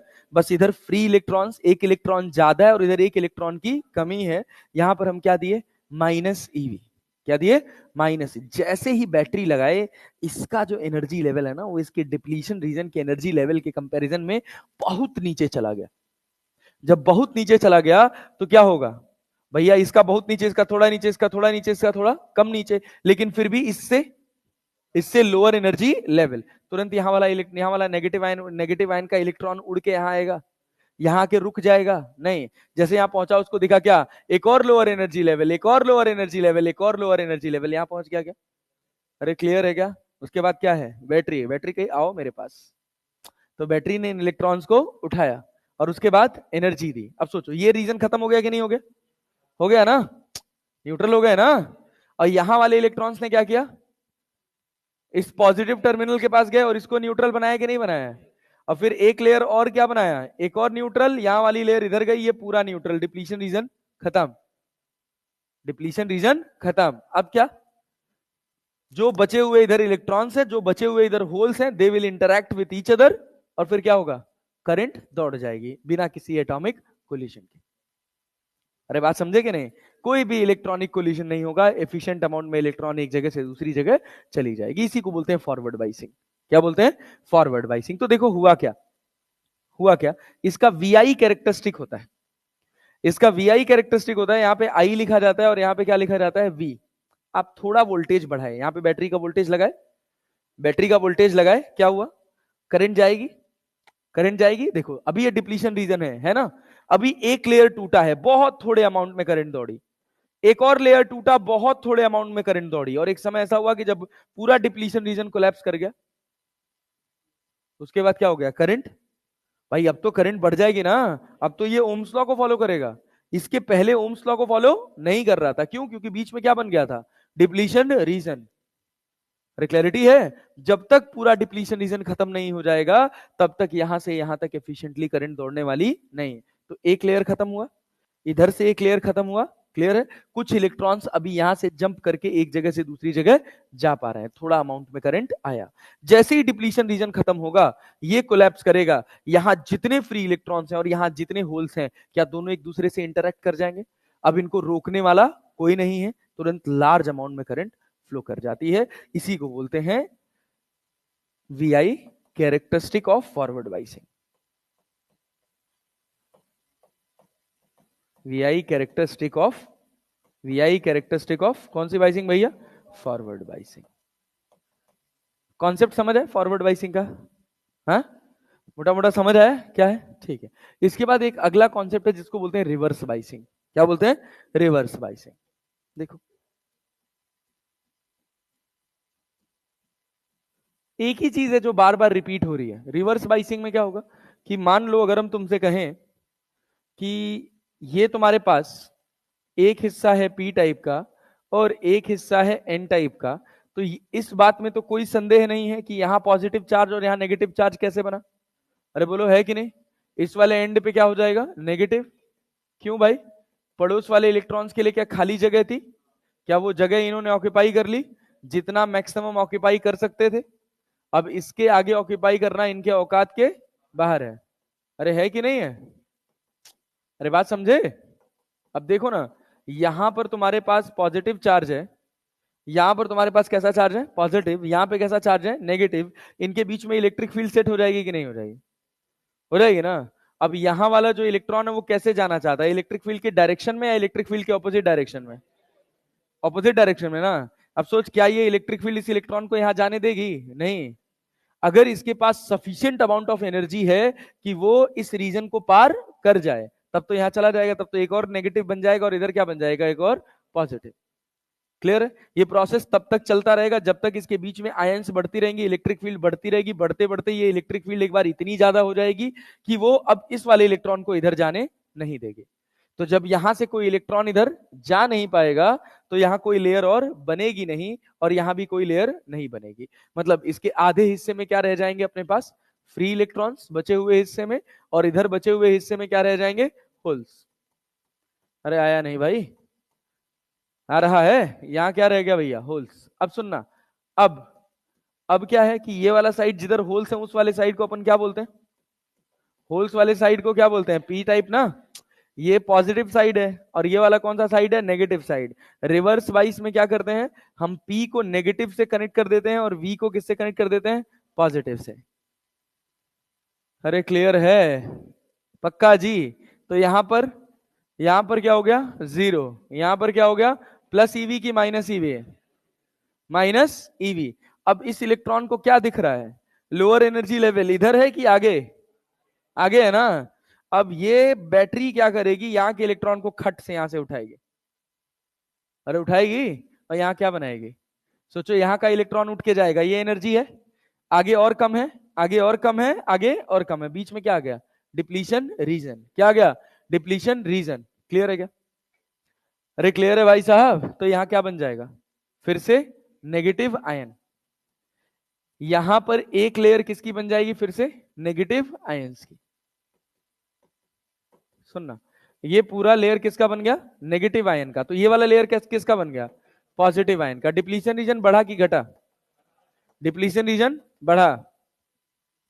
अरे डिप्लीशन रीजन बढ़ा ना, बढ़ा ना, करंट दौड़ेगी नहीं, बहुत कम अमाउंट में दौड़ती है, दौड़ती है, दौड़ती है लेकिन बहुत कम अमाउंट में दौड़ती है। क्यों दौड़ती है बहुत कम अमाउंट में, ये डिप्लीशन रीजन रीजन कारण नहीं है, डिप्लीशन रीजन रीजन कारण नहीं है, बहुत कम अमाउंट में करंट दौड़ती है। क्यों दौड़ती है, रिवर्स बाइस में बहुत थोड़े अमाउंट में करंट दौड़ती है, माइक्रो एम्पियर्स में दौड़ती है, लेकिन दौड़ती है। वो उसमें फॉरवर्ड बाइसिंग में भी दौड़ रही है, लेकिन फॉरवर्ड बाइसिंग में वो अलग से दिखाई नहीं देती है, क्योंकि जो प्रोसेस हो रहा होता है ना उसी के साथ मर्ज हो जाती है। यहाँ प्रोसेस के साथ अलाइन नहीं है, प्रोसेस के ऑपोजिट है इसमें। अच्छा ये बताओ, तुम कौन सी इंप्योरिटी डाले हो, एक साइड ट्राईवेलेंट और एक साइड पेंटावेलेंट। साला जो सिलिकॉन पहले से पड़ा हुआ है उसका अपना कुछ कैरेक्टरिस्टिक है कि नहीं है? अरे है ना भाई, वो तो करंट दौड़ाएगा ना, उसको क्या फर्क पड़ता है। वो तो यहां भी उसके पास thermally generated electron hole pair है, यहां भी thermally generated electron hole pair है, यहां भी thermally generated electron hole pair है, जो प्योर सिलिकॉन है। तो उस प्योर सिलिकॉन के जो thermally agitated electron hole pair हैं वो तो करंट दौड़ाएंगे ही दौड़ाएंगे। ये लोग कोई करंट प्रोसेस करने वाले नहीं है, ना एक्स्ट्रा होल ना एक्स्ट्रा इलेक्ट्रॉन। बात समझे? अब क्या होगा, क्या ये डिप्लीशन रीजन बढ़ गया, अरे बढ़ गया, थोड़ा और बैटरी का वोल्टेज बढ़ाएंगे क्या होगा, यहां हमारा इलेक्ट्रॉन और इधर जाएगा, ये रीजन कैसा हो जाएगा, पॉजिटिव। बस यही कॉन्सेप्ट है, ये रीजन क्या हो जाएगा, पॉजिटिव, और ये रीजन कैसा होता जाएगा, नेगेटिव। अरे होता जाएगा। अब देखिए जैसे जैसे ये नेगेटिव आयन वाला रीजन बढ़ता जाएगा, क्या इसके अंदर जो इलेक्ट्रिक फील्ड है वो बढ़ती जाएगी? अरे क्लियर है, इलेक्ट्रिक फील्ड बढ़ती जाएगी। अब इलेक्ट्रिक फील्ड की ताकत बढ़ रही है, अगर इलेक्ट्रिक, ये यहां आके क्यों रुका, ये यहां आके क्यों रुका, ये वाला नेगेटिव इस पॉजिटिव के पास नहीं गया, क्यों, क्योंकि पता है कि ये एनर्जी लेवल ज्यादा है मेरे से, मैं यहां जाने वाला नहीं हूं। अब बात समझ रहे हो ना। लेकिन यहां क्या आ रही है, इलेक्ट्रिक फील्ड और बढ़ी और बढ़ी और बढ़ी और बढ़ी। एक समय ऐसा आएगा कि ये इलेक्ट्रिक फील्ड इतनी ज्यादा होगी कि इन इलेक्ट्रॉन्स को उठा के फेंक देगी। नहीं आया, ये रिवर्स बाइसिंग है। क्या है, रिवर्स बाइसिंग। सोचो, तुम फिर से सुनो, पूरी कहानी सुनो, सुनते जाओ, एक बार में तो थोड़ा मुश्किल है समझ आना, बट आ जाए तो अच्छी बात है। देखो हुआ क्या, ये वो समय है जब बैटरी कनेक्टेड नहीं थी, ये वो समय है जब बैटरी कनेक्टेड नहीं थी। अरे क्लैरिटी है? ये वो समय है जब बैटरी कनेक्टेड नहीं थी। तो हुआ क्या? हुआ क्या बताओ? हुआ क्या? जैसे हमने बैटरी कनेक्ट की, यहां क्या बना? Minus EV. यहां क्या बना? जीरो। क्या ये लोअर एनर्जी लेवल बना? अरे बना ना। इलेक्ट्रॉन भागा कि नहीं भागा? इलेक्ट्रॉन यहां से भागा किसके पास? बैटरी के पास। बैटरी के पास चल के फिर यहां पहुंचा, तो यहाँ क्या बनाया? होल्स के पास इधर और लोअर एनर्जी लेवल है। Lower energy level, lower energy level, lower energy level, भागता गया भागता गया भागता गया, यहाँ के रुक गया क्योंकि बगल में क्या था? Higher energy level. बगल में क्या था? Higher energy level. का अब हम जाएंगे नहीं। अरे बात समझे कि नहीं? यहीं रुक गया। तुमने थोड़ा बैटरी का वोल्टेज और बढ़ाया, क्या हुआ? यहाँ से जो इलेक्ट्रॉन्स चले थे तो यहाँ क्या बना दिए? पॉजिटिव बना दिया ना, खाली जगह हो गई ना। अब क्या होगा? अब क्या होगा बोलो? यहाँ वाला इलेक्ट्रॉन फिर और भागेगा, तो यहाँ कैसा स्पेस बनेगा? Positive positive positive positive positive positive positive. ये इलेक्ट्रॉन लोअर एनर्जी लेवल से यहाँ पहुंचा, बैटरी ने इसको यहाँ पहुंचाया, फिर देखा अरे यहाँ तो हायर एनर्जी लेवल है, पड़ोस वाला क्या है? Lower energy level. क्या यहाँ भागा? फिर यहाँ भागा, लो और लोअर एनर्जी लेवल मिला, फिर यहाँ पहुंचा तो देखा ओ नो, यहाँ इलेक्ट्रॉन्स हैं। तो ये कौन सा लेवल है? लोअर की higher? Higher. Higher energy level. यहाँ जाके फिर क्या बना लिया उसने? Negative ion. अब जैसे यहाँ पे नेगेटिव आयन बना तो दूसरी तरफ क्या बना भाई? पॉजिटिव। यही का तो इलेक्ट्रॉन गया था ना। यहाँ कैसा कैसा आयन बना? Positive ion. अरे क्लियर है? तो रिवर्स बाइस में आयंस बढ़ती जाएंगी तो इलेक्ट्रिक फील्ड क्या होगी? बढ़ती जाएगी। डिप्लीशन रीजन की इलेक्ट्रिक फील्ड बढ़ती जाएगी, बैरियर पोटेंशियल बढ़ता जाएगा। बैरियर पोटेंशियल बढ़ता जाएगा। एक समय क्या आएगा? ये इलेक्ट्रिक फील्ड इतनी बढ़ जाएगी कि फिर इन इलेक्ट्रॉन्स को कहेगी अब तुमको लोअर एनर्जी लेवल नहीं ढूंढना, अब हम थप्पड़ मार रहे हैं तुमको, भागो। अरे बात समझे कि नहीं? तुरंत इस इलेक्ट्रॉन को उखाड़ के यहां फेंकेगी। जैसे इसके पास ये इलेक्ट्रॉन वापस पहुंचेगा, ये लेयर खत्म ना। तो ये लेयर नहीं खत्म होती है बेसिकली, ये वाला यहां पहुंचेगा, फिर यहां पहुंचेगा, फिर यहां पहुंचेगा, फिर यहां पहुंचेगा, फिर यहां पहुंचेगा, तो ये लेयर पूरी गायब। अरे क्लियर है ना? क्लियर है ना? अब सोचो, ले जाने का काम कौन कर रहा है? Electric field. कौन? इलेक्ट्रिक फील्ड ना। तो वो ऐसे नहीं ले जाएगी कि पहले एक को तोड़े, पहले दो को तोड़े, तीन को तोड़े, इंस्टेंटेनियसली सबको भगा के इधर फेंकती है। अरे क्लियर है? तो अचानक से क्या होगा? पूरा डिप्लीशन रीजन कोलैप्स्ड। पूरा डिप्लीशन रीजन कोलैप्स। और जब पूरा डिप्लीशन रीजन कोलैप्स हो गया तो क्या हो गया? करंट दौड़ गई। अरे करंट दौड़ गई ना। इलेक्ट्रॉन, अब भाई सारे के सारे इलेक्ट्रॉन्स को यहां से यहां जाने के लिए जगह है कि नहीं है? है। तो जब इलेक्ट्रॉन्स इधर से इधर दौड़े तो करंट इधर से इधर दौड़ गई। अरे यार नहीं आया। आया रिवर्स बाइसिंग में। अब इसके बाद क्या हुआ? जब ये ब्रेक डाउन, इसको बोलते हैं ब्रेक डाउन वोल्टेज। क्या बोलते हैं? Break down voltage. आयंस को तोड़ दिया। अरे बात समझे? उसके बाद क्या हो गया? ऑल ऑफ सडन तुम वोल्टेज बढ़ा भी रहे हो तो बहुत ज्यादा कोई चेंज नहीं हो रहा है, ऑल ऑफ सडन करंट की वैल्यू बढ़ जा रही है। अरे क्लियर है? तो जो रिवर्स बाइसिंग कैरेक्टरिस्टिक होती है वो ये अपने पास ऐसे हो जाती है। ये V है और ये क्या है? I। इसको माइक्रो एम्पियर्स में लिखा जाता है। जैसे जैसे हम ये वोल्टेज बढ़ा रहे थे कुछ हो नहीं रहा था, कोई करंट दौड़ नहीं रही थी, बहुत थोड़े अमाउंट में करंट थी, करंट थी, करंट थी, करंट थी, करंट थी, ऐसे कांस्टेंट करंट थी बहुत थोड़े अमाउंट में। क्योंकि क्या हो रहा था? डिप्लीशन रीजन घट रहा था कि बढ़ रहा था? घट रहा था कि बढ़ रहा था? बढ़ रहा था। जैसे आप वोल्टेज बढ़ा रहे हो क्या हो रहा है? वोल्टेज बढ़ा रहे हो, डिप्लीशन रीजन, डिप्लीशन रीजन बोलो, वोल्टेज बढ़ा रहे हैं, डिप्लीशन रीजन बढ़ रहा है, डिप्लीशन रीजन बढ़ रहा है। बैरियर पोटेंशियल, अरे बैरियर पोटेंशियल बढ़ रहा है घट रहा है? बैरियर पोटेंशियल बढ़ेगा ना। बैरियर पोटेंशियल बढ़ रहा है। कोई करंट दौड़ रही है? नहीं। इनकी वजह से तो कोई करंट नहीं दौड़ रही है। जो दौड़ रही है वो किसकी वजह से? Thermally generated electron hole pair, silicon के प्योर फॉर्म में होने की वजह से। और वो क्वांटिटी में बहुत कम होते हैं। अरे क्लियर है ना? तो बहुत थोड़े अमाउंट में करंट दौड़ती है, लेकिन उसमें इनका कोई रोल नहीं होता है। एक समय ऐसा आएगा, एक समय ऐसा आएगा कि बीच में ये इलेक्ट्रिक फील्ड क्या हो जाएगी? बहुत ज्यादा बढ़ जाएगी, बैरियर पोटेंशियल बहुत ज्यादा बढ़ जाएगा, तो वो इन इलेक्ट्रॉन्स को उठा के बाहर फेंक देगा दूसरी तरफ। मतलब इधर जो इलेक्ट्रॉन्स बने थे, इन इलेक्ट्रॉन्स को क्या करेगा? जो यहां से यहां जाना नहीं चाह रहे थे क्योंकि उनको दिखा कि ये एनर्जी लेवल कैसा है? Higher energy level. अब उनको इलेक्ट्रिक फील्ड ने क्या बना दिया? Lower energy level. Barrier potential बढ़ता चला गया ना, इलेक्ट्रिक फील्ड इधर आ गई ना। अब इन इलेक्ट्रॉन्स के ऊपर फोर्स लगाएगी कि नहीं लगाएगी? ये स्टेबल है, ये स्टेबल है, लेकिन अब मैं उनको उखाड़ के फेंकने के पीछे पड़ गया हूं फोर्स लगा के। फोर्सफुली उखाड़ रहा हूं तब तो उखाड़ ही लूंगा ना भाई। तो फोर्सफुली इस इलेक्ट्रिक फील्ड ने उखाड़ के यहां फेंक दिया, तो ये पूरी लेयर अचानक से गायब हो जाती है। इंस्टेंटेनियस प्रोसेस होता है। क्लियर है ना? इसको बोलते हैं जीनर ब्रेकडाउन। क्या बोलते हैं? Zener breakdown. दो तरह के ब्रेकडाउन होते हैं, एक जीनर ब्रेकडाउन होता है, एक एवलांचे ब्रेकडाउन होता है। क्लियर है? बस अब सिलेबस में नहीं है तुम लोगों के। तो क्या हो गया भाई? वोल्टेज बढ़ा है, डिप्लीशन रीजन बढ़ा, बैरियर पोटेंशियल बढ़ा, बैरियर पोटेंशियल बढ़ा। ऑल ऑफ सडन क्या होगा? ऑल ऑफ सडन क्या होगा? इलेक्ट्रिक फील्ड, इलेक्ट्रिक फील्ड इन डिप्लीशन रीजन, इन depletion region becomes very high, बहुत ज्यादा हो जाती है। जब बहुत ज्यादा हो जाती है तो क्या होगा? क्या होगा? Break down, break down of negative ions towards positive ions, towards positive ions takes place and a large amount of current flows at constant voltage।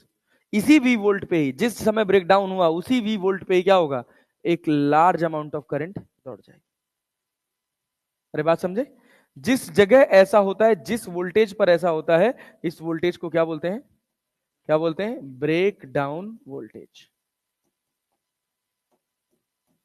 क्या बोलते हैं भाई साहब? Break down voltage. क्लियर है क्या? क्लियर है क्या? अब सोचिए, अगर हम ये बात कहें कि फॉरवर्ड बाइसिंग में, फॉरवर्ड बाइसिंग में जब आप बैटरी कनेक्ट कर रहे हैं तो पी को किससे कनेक्ट कर रहे हैं? पॉजिटिव से। और एन को किससे कनेक्ट कर रहे हैं? नेगेटिव से। क्या करंट दौड़ रही है? Yes sir. थोड़ी थोड़ी करंट दौड़ रही है, दौड़ रही है, दौड़ रही है, और फिर अचानक से करंट थोड़ी बढ़ जा रही है, बट वहां वोल्टेज बढ़ाइएगा तो करंट बढ़ेगी। यहां पर क्या होगा? बैरियर पोटेंशियल बढ़ रहा है, बढ़ रहा है, बढ़ रहा है, बढ़ रहा है, बढ़ रहा है। एक समय ऐसा है कि अंदर इलेक्ट्रिक फील्ड बहुत ज्यादा हो गई। जब तक बैरियर पोटेंशियल बढ़ रहा है तब तक कोई करंट दौड़ने वाली, उस समय तक, जब तक ये ब्रेक डाउन में नहीं गया, तब तक आपका जो डायोड है रिवर्स बाइस में वो कैसे काम करेगा? ओपन सर्किट की तरह कि क्लोज सर्किट की तरह? Open circuit. किसकी तरह? Open circuit. अरे क्लियर है क्या? और जो फॉरवर्ड बाइस वाला डायोड है उसमें तो करंट है, इसमें तो करंट है, क्योंकि ये क्या कर रहा है? डिप्लीशन रीजन की एक लेयर को घटाया, दूसरी लेयर को घटाया, तो जब घटा रहा है ना तब भी करंट क्या हो रही है? जा रही है। अरे क्लियर है? क्योंकि फ्यूजन की वजह से यहां घट रहे हैं ना इलेक्ट्रॉन्स। ये डिप्लीशन रीजन किसकी वजह से खत्म हुआ? इलेक्ट्रिक फील्ड की वजह से या इन इलेक्ट्रॉन्स के फ्यूज करने की वजह से? तो fusion is a time taking process. तो ये डिप्लीशन रीजन धीरे धीरे घट रहा था, डिप्लीशन रीजन धीरे धीरे घट रहा था और करंट बढ़ रही थी। बात समझे ना? तो इस वजह से इस फॉरवर्ड बाइसिंग के डायोड को बोलते हैं शॉर्ट सर्किट। क्या बोलते हैं? Short circuit. की मतलब एक की लगी है, एक की लगी है तो ये की कनेक्टेड है। बात समझ रहे हैं ना? और यहां पे क्या भैया, इसको ऐसे समझ लो कि ये कैसी की होगी? क्लोज्ड की ओपन की? ये होगी आपके पास क्लोज्ड की। और रिवर्स बाइसिंग डायोड को प्रेजेंट किया जाता है ऐसे कि ये आपके पास, इसको उल्टा लिख दिया जाता है। डायोड का प्रेजेंटेशन का तरीका ऐसा होता है, ये पॉजिटिव साइड है और ये कैसा साइड है? Negative side. यहां देखिए, ये कैसा साइड है? पॉजिटिव। ये कैसा साइड है? Negative.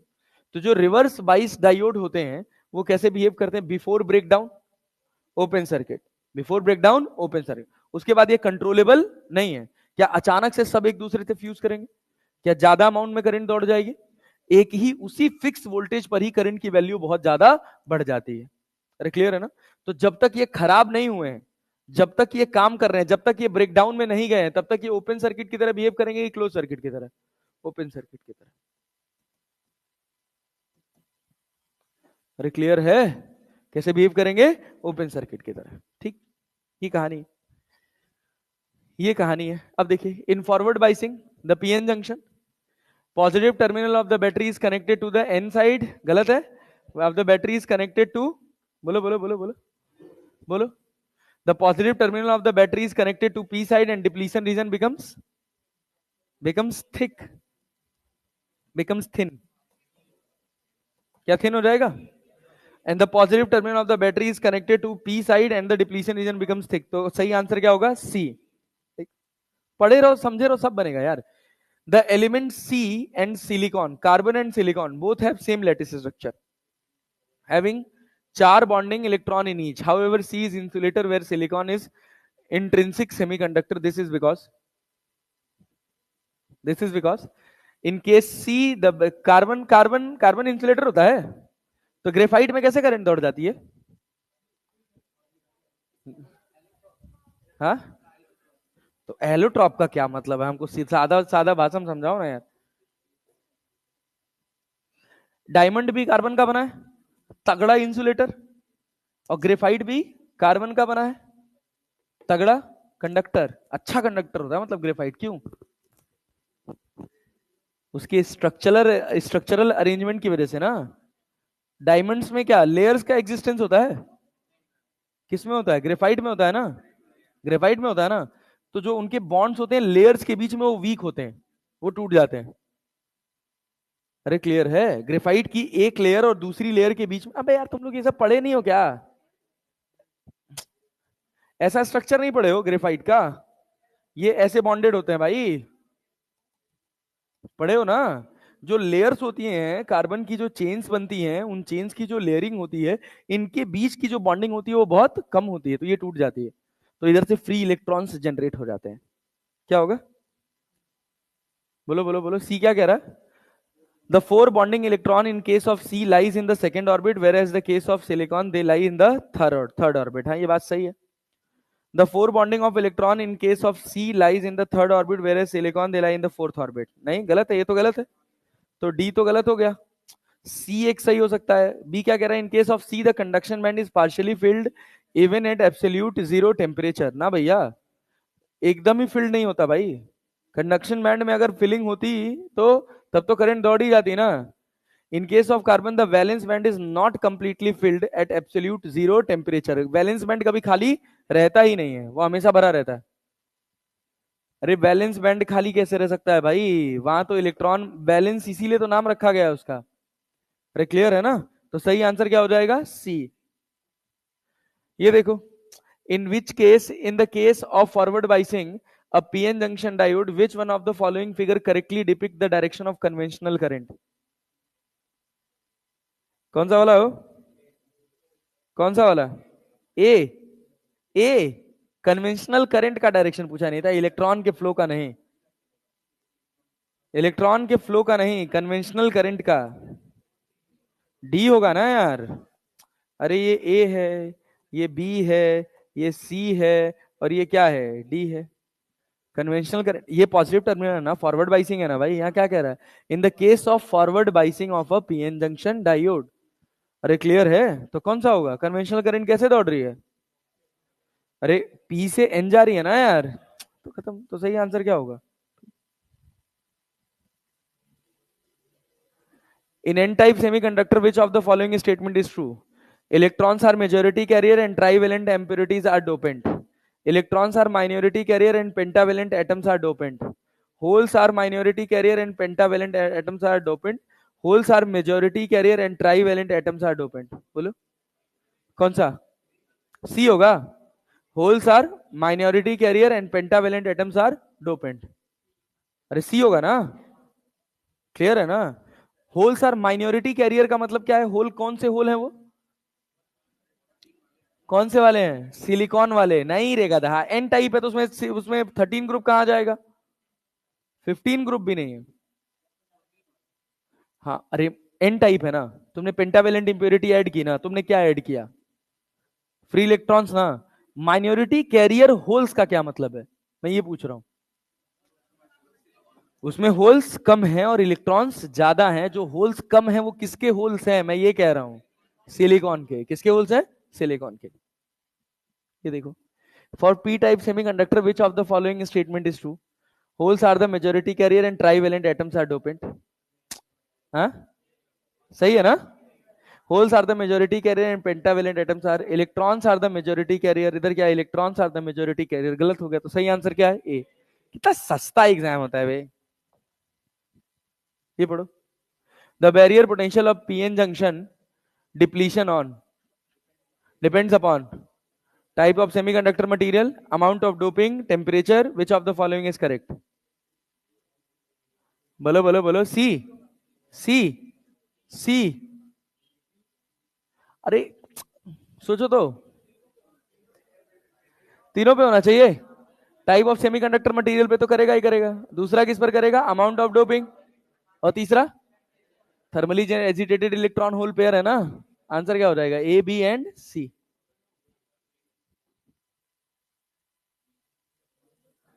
Solid which have negative temperature coefficient, semiconductors only. ये टाइम पास। इसके बाद क्या आ गया, रेक्टिफायर। दो तरह के रेक्टिफायर होते हैं, एक हाफ वेव रेक्टिफायर होते हैं और एक फुल वेव रेक्टिफायर होते हैं, ठीक है ना। फॉरवर्ड बाइसिंग में डायोड कैसे काम करता है, फॉरवर्ड बाइसिंग में डायोड कैसे काम करता है, ओपन स्विच की क्लोज स्विच। और रिवर्स बाइस में कैसे काम करता है, ओपन स्विच। क्लियर है ना। सुनिए, देखिए रेक्टिफायर क्या है, ये टाइम पास है एकदम, दो कौड़ी का। दो तरह के रेक्टिफायर होते हैं, एक कौन सा, हाफ वेव रेक्टिफायर, और एक क्या, हाफ वेव रेक्टिफायर और फुल वेव रेक्टिफायर। रेक्टिफायर का काम क्या है, एसी सप्लाई को किस में कन्वर्ट करना, डीसी सप्लाई में, एसी टू डीसी। आपके घरों में लगा होता है रेक्टिफायर, बैटरी का चार्जर है ना, एसी से डीसी में कन्वर्ट करता है ना। जो डीसी से एसी में कन्वर्ट करता है उसको क्या बोलते हैं, इन्वर्टर ही बोलते हैं। जो डीसी से एसी में कन्वर्ट करे उसको क्या बोलते हैं, इन्वर्टर। घर में इन्वर्टर लगा होता है ना, हमें लगा होता है ना। जो चार्जर है वो तो रेक्टिफायर है, जो उसके अंदर इन्वर्टर भी है और उसके अंदर रेक्टिफायर भी है। रेक्टिफायर जो वो क्या कर रहा है, बैटरी को चार्ज कर रहा है, वो डीसी को, एसी को डीसी में कन्वर्ट कर रहा है। जब जब आपका इन्वर्टर चार्ज होता है तो कहते हैं ना सब बैटरी चार्ज हो रही है, क्लियर है। और जब लाइट चली गई तब कौन रोल में आता है, इन्वर्टर। तो वो क्या करता है, डीसी को किस में कन्वर्ट करता है, एसी में, डीसी को एसी में। तो अभी हम क्या पढ़ रहे हैं, half wave rectifier. Half wave rectifier क्या होता है कि मान लो एक अपने पास एसी सप्लाई है, उसको हमने एक ट्रांसफार्मर से पास कराया। अल्टरनेटिंग सप्लाई के सिंबल को ऐसे प्रेजेंट किया जाता है, ठीक है ना। ये एक बार जो हमारे घरों में जो सप्लाई आती है वो उसकी फ्रीक्वेंसी होती है 50 हर्ट्ज। कितनी होती है, 50 हर्ट्ज। मतलब एक बार आगे जाएगी और एक बार पीछे आएगी, ऐसे चलेगा, क्लियर है ना। यहाँ पे हमने बीच में एक ट्रांसफार्मर लगाया और ट्रांसफार्मर लगा के एक डायोड कनेक्ट कर दिया ऐसे यहाँ पर ऐसे एक डायोड जोड़ दिया ऐसे, और यहाँ पे एक ऐसे लोड रेजिस्टेंस लगा दिया, आरएल।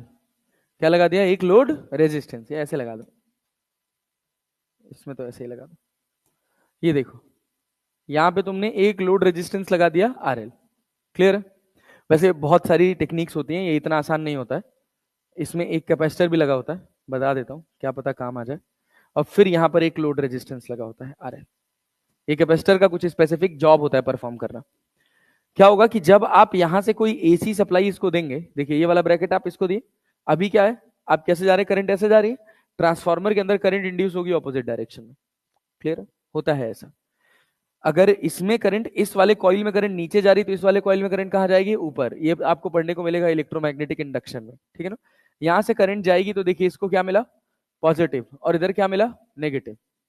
अरे मिला ना जी, एक तरफ पॉजिटिव दूसरी तरफ नेगेटिव। तो ये कैसे बिहेव करेगा, ओपन स्विच की close switch, it will behave like a close switch. यहां से करंट जाएगी, आउटपुट मिलेगा कि नहीं मिलेगा, कौन सा आउटपुट मिलेगा, अरे ये वाला आउटपुट यहां मिलेगा कि नहीं मिलेगा, मिलेगा, अरे मिलेगा ना।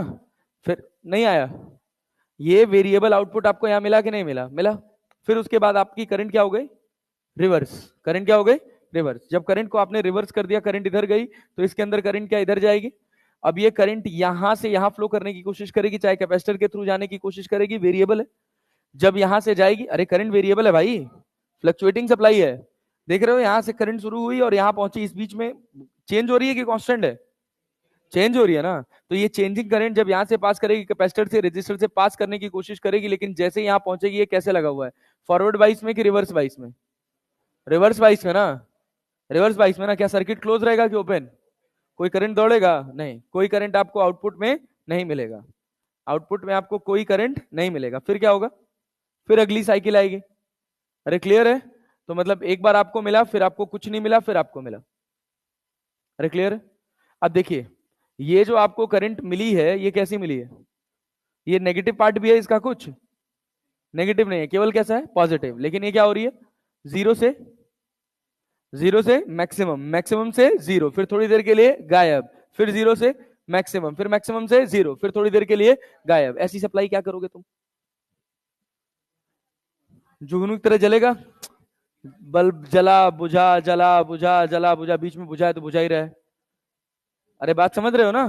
ऐसी सप्लाई का हमें कोई काम नहीं था। तो यहाँ पे एक बहुत दमदार सी डिवाइस होती है जिसका नाम क्या होता है, कैपेसिटर। क्या नाम होता है, कैपेसिटर। ये क्या करता है, ये क्या करता है, ये जो रिपल दिख रहा है ना, ये जो जो नीचे जा रही है ना, इसको गायब कर देता है। ये पूरा नीचे वाला हिस्सा गायब कर देता है और एक कांस्टेंट आउटपुट आपको देता है लोड रेजिस्टेंस पर। इस तरह का कांस्टेंट आउटपुट ऐसा क्यों कर पाता है, जब आप कैपेसिटर पढ़ेंगे तो आपको ज्यादा डिटेल में पता चलेगा। थोड़ा थोड़ा अभी हम आपको हिंट दे दे रहे हैं। कैपेसिटर का काम क्या होता है कि जब भी इसको कोई फ्लक्चुएटिंग सप्लाई मिलती है ना, तो ये इंस्टेंटेनियसली खुद को चार्ज कर लेता है। बात समझे। और जैसे ही वो सप्लाई जाती है, इंस्टेंटेनियसली खुद को डिस्चार्ज कर देता है। चार्जिंग एंड डिस्चार्जिंग बहुत इंस्टेंट होता है इसमें। तो होगा क्या कि जब करंट जीरो से लेकर मैक्सिमम आई आई ना, तो ये क्या हो गया, कैपेसिटर चार्ज।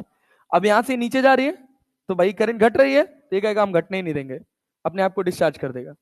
यहां क्या हो गया, करंट गायब। अभी ये इसके अंदर चार्ज है, करंट गायब होने की वजह से भी, गायब हो जाने की वजह से भी इसके अंदर क्या है, अभी चार्ज है, तो वो चार्ज क्या करेगा, करंट फ्लो करा देगा। तो यहाँ आपको आउटपुट कांस्टेंट मिलेगा। यही इसी वजह से कैपेसिटर को पंखे के अंदर लगाया जाता है। ठीक है ना। जैसे मान लीजिए आपके घर में अभी 200 वोल्ट की सप्लाई आ रही है, पता नहीं कभी तुम लोग गांव में रहे हो, देखो जब वोल्टेज बहुत कम हो जाता है तो जरा पंखा रेंग रेंग के घूमता है, चलता है ना। लेकिन चलता तो यूनिफॉर्म स्पीड से ही है ना। उस यूनिफॉर्म स्पीड से चलाने के लिए जिम्मेदार कैपेसिटर है। कभी पंखा जब बहुत स्लो चलने लगता है तो हम कहते हैं कैपेसिटर खराब हो गया, कंडेंसर खराब हो गया, बोलते हैं ना, कंडेंसर खराब हो गया, कंडेंसर चेंज कर दो, बोले है ना। यही सब कैपेसिटर का काम है। तो जब खराब हो जाता है बेचारा, तो वो जो उसको लोड आउटपुट देना है वो दे नहीं पाता है, रेजिस्टेंस की तरह बिहेव करने लग जाता है। ठीक है ना। तो कैपेसिटर का काम क्या है कि जैसे मान लो तुम्हारे घर में 220 वोल्ट की सप्लाई आ रही है, क्लियर है। तुमने अपने घर के अंदर 15 वोल्ट का एक कैपेसिटर लगा रखा है, पंखे में एक 15 वोल्ट का कैपेसिटर लगा हुआ है। तुम्हारे घर में जो 220 वोल्ट की सप्लाई आ रही है ना, वो 220 वोल्ट वो आरएमएस वैल्यू है। कैसी वैल्यू है, आरएमएस वैल्यू। ठीक है ना। उसी आरएमएस वैल्यू पर हम बात करें तो जो हमारे घरों में सप्लाई आती है वो कांस्टेंट सप्लाई नहीं होती है, वो फ्लक्चुएटिंग सप्लाई होती है। तो कभी उसका आरएमएस 210 निकल के आता है, कभी 215 निकल के आता है, कभी 205 निकल के आता है, कभी 225 भी चला जाता है। क्लैरिटी है। तो कैपेसिटर क्या करेगा कि वो पहले कैपेसिटर सेंस करेगा कि भैया एवरेज मुझे कितना मिल रहा है। मान लीजिए 220 वोल्ट की सप्लाई आपके घर में आ रही है और वो फ्लक्चुएट कर रही है 200 से लेकर 200 के बीच में, 200 से लेकर 220 के बीच में, तो कैपेसिटर अपने आप को 210 के करीब फुल चार्ज कर लेगा। ठीक है ना। जब 210 से आप 220 जा रहे होंगे तो उस ड्यूरेशन में आगे जो आउटपुट मिलेगा वो पैरेलल में कनेक्टेड, आउटपुट कितना दे रहा है, 220 वोल्ट का ही। क्लियर है। जैसे ही आप 210 वोल्ट पर आए, कैपेसिटर का कोई काम नहीं है क्योंकि वो अपने आप को चार्ज कर रखा है। जैसे ही 205 वोल्ट जाओगे, तुरंत कैपेसिटर अपने आप को 5 वोल्ट डिस्चार्ज कर देगा इंस्टेंटेनियसली। मतलब आपको आउटपुट कितना मिल गया, 210। अरे क्लियर है। तो आपको कांस्टेंट 210 वोल्ट का आउटपुट मिलता रहेगा। अब मान लीजिए अचानक से आपकी सप्लाई घट के हो गई 150 वोल्ट, अब घर में आ रही है और पंखा रेंग रहा है। तो जब 150 वोल्ट हो गई ना, तो 15 वोल्ट का कैपेसिटर वो पता है क्या करता है, 150 वोल्ट पे खुद को फुल चार्ज कर लेगा। अब वो कहेगा कि 150 से 155 हुआ तो मैं वो 5 वाला आउटपुट जाने नहीं दूंगा, और 150 से अगर 45 हुआ, 5 की कमी हुई, तो मैं तुरंत इंस्टेंटेनियसली अपना 5 डिस्चार्ज कर दूंगा। अरे क्लैरिटी है। तो जो इंस्टेंट फ्लक्चुएशंस होते हैं उसको कवर करने के लिए कैपेसिटर का यूज किया जाता है। अभी आप जब एसी पढ़ेंगे तो उसमें कैपेसिटर का यूज समझ आएगा आपको। इसको यूज किया जाता है पावर फैक्टर बढ़ाने के लिए। जैसे जब हमारी पहले साल जब हमने कोचिंग खोली थी, तो पहले साल तो गरीबी में चला था। दूसरे साल हमने 8 एसी लगवाई, 4 क्लासेस में, हर क्लास में 2-2 एसी। और हमारा जो लोड कनेक्शन था वो था 4 किलोवाट का, और टोटल हमारा लोड हो गया था सब जोड़ जाड़ के 16 किलोवाट का। तो भाई किसी तरह से एक बिल आया 45,000 रुपए का, एक महीने का। तो हमने देखा इलेक्ट्रिसिटी बिल, हमने कहा यार इतना ज्यादा बिल तो नहीं आ सकता है। शाम को ही शुरू होता है, तब हम लोग बेसिकली 12th तक के बैचेस पढ़ाते थे, 2017 की बात है। तो शाम में 3 बजे शुरू होता है, 8 बजे खत्म हो जाता है, 5 घंटे चलता है। 5 घंटे में यार 45-46 हजार बिजली का बिल तो हमें समझ नहीं आया। तो जो बंदा आता था इलेक्ट्रिसिटी सेटल करने, उससे हम लोगों ने सेटल कर लिया। तो अब वो क्या करते थे, हम उसको रोज जब भी वो बिल काटने आता था, हम उसको 2,000 रुपए दे देते थे, और वो हमारा सही बिल हमको निकाल के दे देता था। तो ये पूरा 1 साल चला। अगले साल हमने 2 फ्लोर ले लिया, हमारा कनेक्शन 4 किलोवाट का है, और टोटल चल रही है 14 एसी। 14 एसी, कॉमर्शियल प्रिंटर, इकट्ठे बिल आया 7.5 लाख रुपए का, एक महीने का।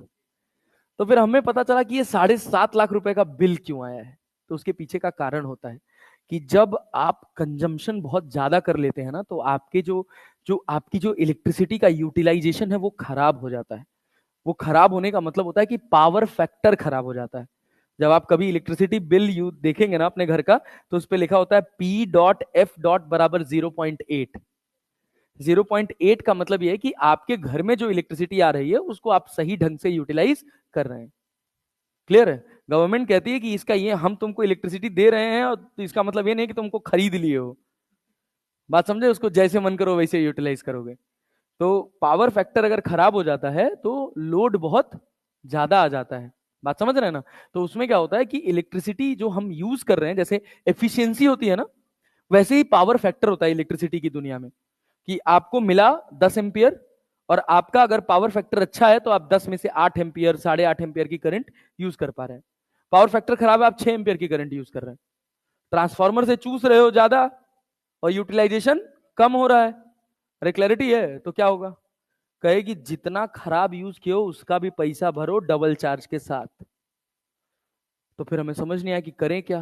तो हमने किलोवाट्स बढ़वा लिए, पावर उसका जो मीटर होता है, मीटर का किलोवाट बढ़वा लिया। थोड़ा इंप्रूव हुआ, फिर भी सही नहीं हुआ। तो एक इलेक्ट्रीशियन रीच में आया, उसने कहा कि कैपेसिटर बैंक लगता है।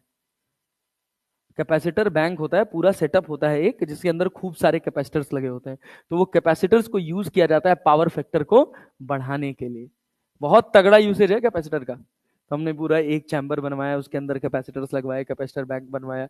कभी भी तुम देखोगे कहीं भी, जैसे कहीं होटल वोटल में जाओ या कहीं रेस्टोरेंट वेस्टोरेंट में जाओ या अपने यहाँ देखो, तो जहां से इलेक्ट्रिसिटी आती है ना, वहां पे एक खूब बड़ा सा बोर्ड लगा होता है।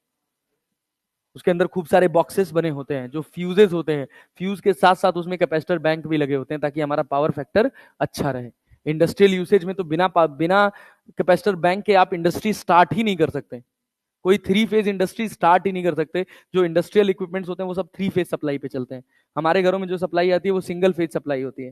तो थोड़ा थोड़ा पढ़ने को मिलेगा एसी में। तो ये मोटा मोटा हिसाब समझ आए? क्या हुआ? कैपेसिटर ने क्या कर दिया? जो नीचे की फ्लक्चुएटिंग सप्लाई थी उसको बैलेंस कर दिया। कैसे? By charging and discharging. By charging and discharge. अरे क्लैरिटी है ना? इसको बोलते हैं हाफ वेव रेक्टिफायर। क्या बोलते हैं? Half wave rectifier. Full wave rectifier क्या करता है? फुल वेव रेक्टिफायर क्या करेगा? यही सेम बात, कुछ है नहीं, यही ट्रांसफार्मर। इसमें यही ट्रांसफार्मर। क्लियर? यहां पे तुमने लगा दिया एक एसी सप्लाई, यहां पे लगा दिया ट्रांसफार्मर। क्लियर? ट्रांसफार्मर के बाद एक डायोड यहां पे लगा दिए, एक डायोड यहां पे लगा दिए, और भैया इन दोनों के बीच में एक आपने क्या लगा दिया? Resistor, load resistance. साथ में दोनों के साथ कैपेसिटर बैंक का सर्किट जुड़ा रहता है, जो आगे फ्लक्चुएटिंग सप्लाई को पास नहीं होने देता। तब देखो क्या होगा। अब जब आप यहां पे इनपुट दोगे, जब आप ये इनपुट दोगे तो करंट ऐसे जाएगी, जाएगी ना? जब करंट ऐसे जा रही तो इसमें करंट ऊपर जाएगी। यहां से करंट ऊपर जाएगी तो ये D1 हो गया और ये क्या हो गया? D2। इस सिचुएशन में देखो D1 कैसे में है? फॉरवर्ड बाइस में। अरे है कि नहीं है? और D2 कैसे? देखो करंट यहां से चली, फिर इधर जाने की कोशिश की, तो ये दिखा कैसा दिखा भाई? Reverse bias. तो क्या ये ओपन सर्किट हो जाएगा? क्या सारी की सारी करंट यहां दौड़ जाएगी? अरे रजिस्टर में करंट दौड़ गई ना? किधर दौड़ी? डायरेक्शन क्या है? ए से बी। डायरेक्शन क्या है? ए से बी। अरे क्लियर है? अब तुमने क्या किया? नीचे वाला हिस्सा लिया। जब नीचे वाले हिस्से को यूटिलाइज किया, इस वाले हिस्से को देखे तो क्या करंट इसमें ऐसे जाएगी? तो इसमें करंट कहां जाएगी? नीचे। तो ये वाला किस में हो जाएगा? फॉरवर्ड बाइस में। और ये किस में हो जाएगा? रिवर्स बाइस में। क्या फिर करंट यहां से यहां जा जाएगी? रजिस्टर के अंदर करंट का डायरेक्शन चेंज हुआ? रजिस्टर के अंदर करंट का डायरेक्शन चेंज हुआ? नहीं हुआ। रजिस्टर के अंदर करंट का डायरेक्शन चेंज नहीं हुआ, जो है वही है। तो जब रजिस्टर के अंदर करंट का डायरेक्शन चेंज नहीं हुआ तो आपको जो सप्लाई मिलती है वैसे मिल जाती है। कैपेसिटर बैंक ही इसको स्ट्रेट सप्लाई में रखते हैं। तो बेसिकली अगर कभी भी आ जाए कि कैपेसिटर्स का काम क्या होता है किसी भी रेक्टिफायर में, यही पूछा जाएगा आपसे। Use of capacitor in rectifier, तो आप सिंपल बोल देते हैं रिपल्स को एलिमिनेट करता है। किसको? रिपल्स को। जो फ्लक्चुएशन होता है उसको रिपल बोलते हैं। क्या बोलते हैं? रिपल। तो रिपल्स को एलिमिनेट करने के लिए हम किसका यूज करते हैं? कैपेसिटर का। अरे क्लैरिटी है ना? ये है half wave rectifier, full wave rectifier.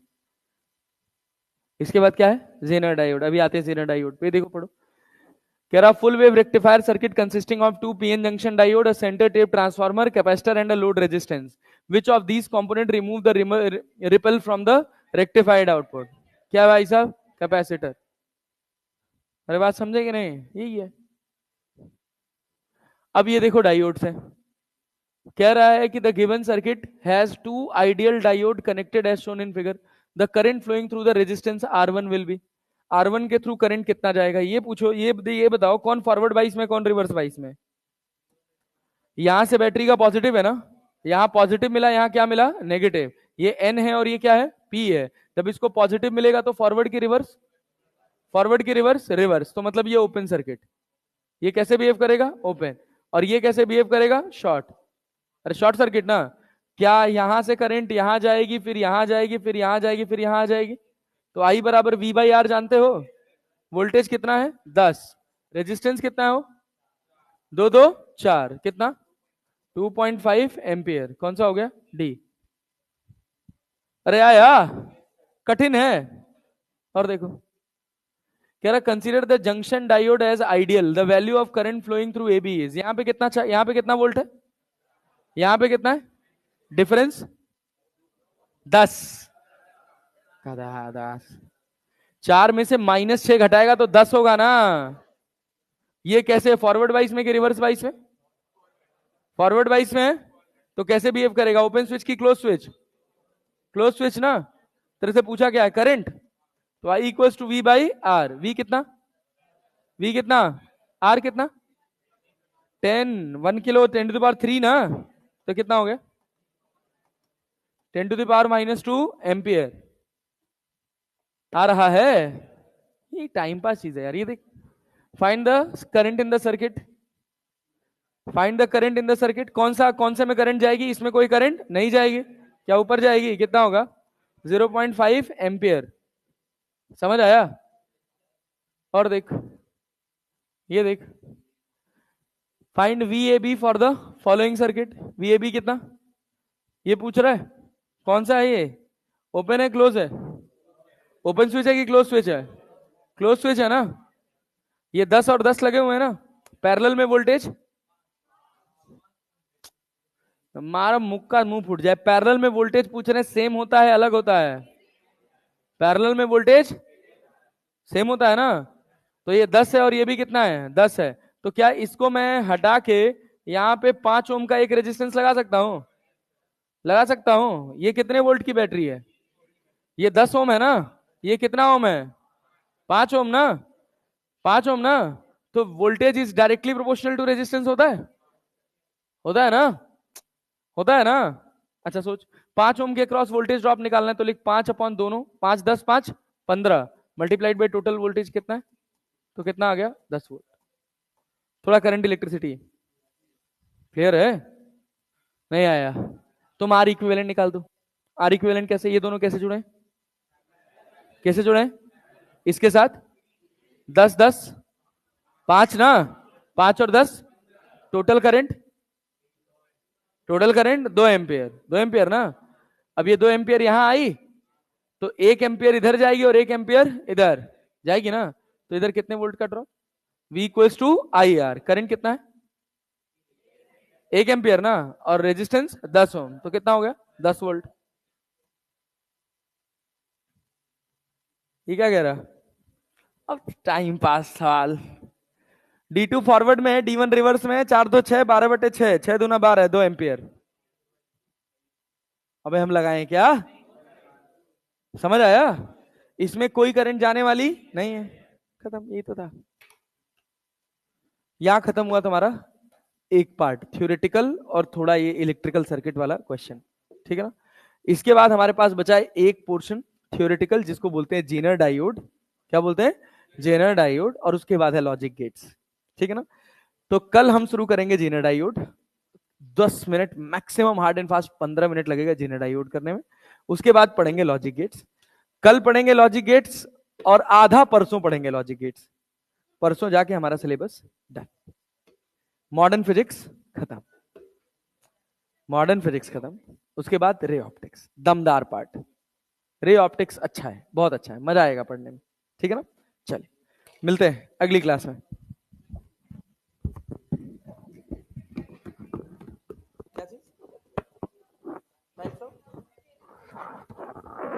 Breakdown ही पढ़ लो, तभी ब्रेकडाउन से सवाल ही नहीं निकलते। बहुत कॉम्प्लेक्स हो जाता है।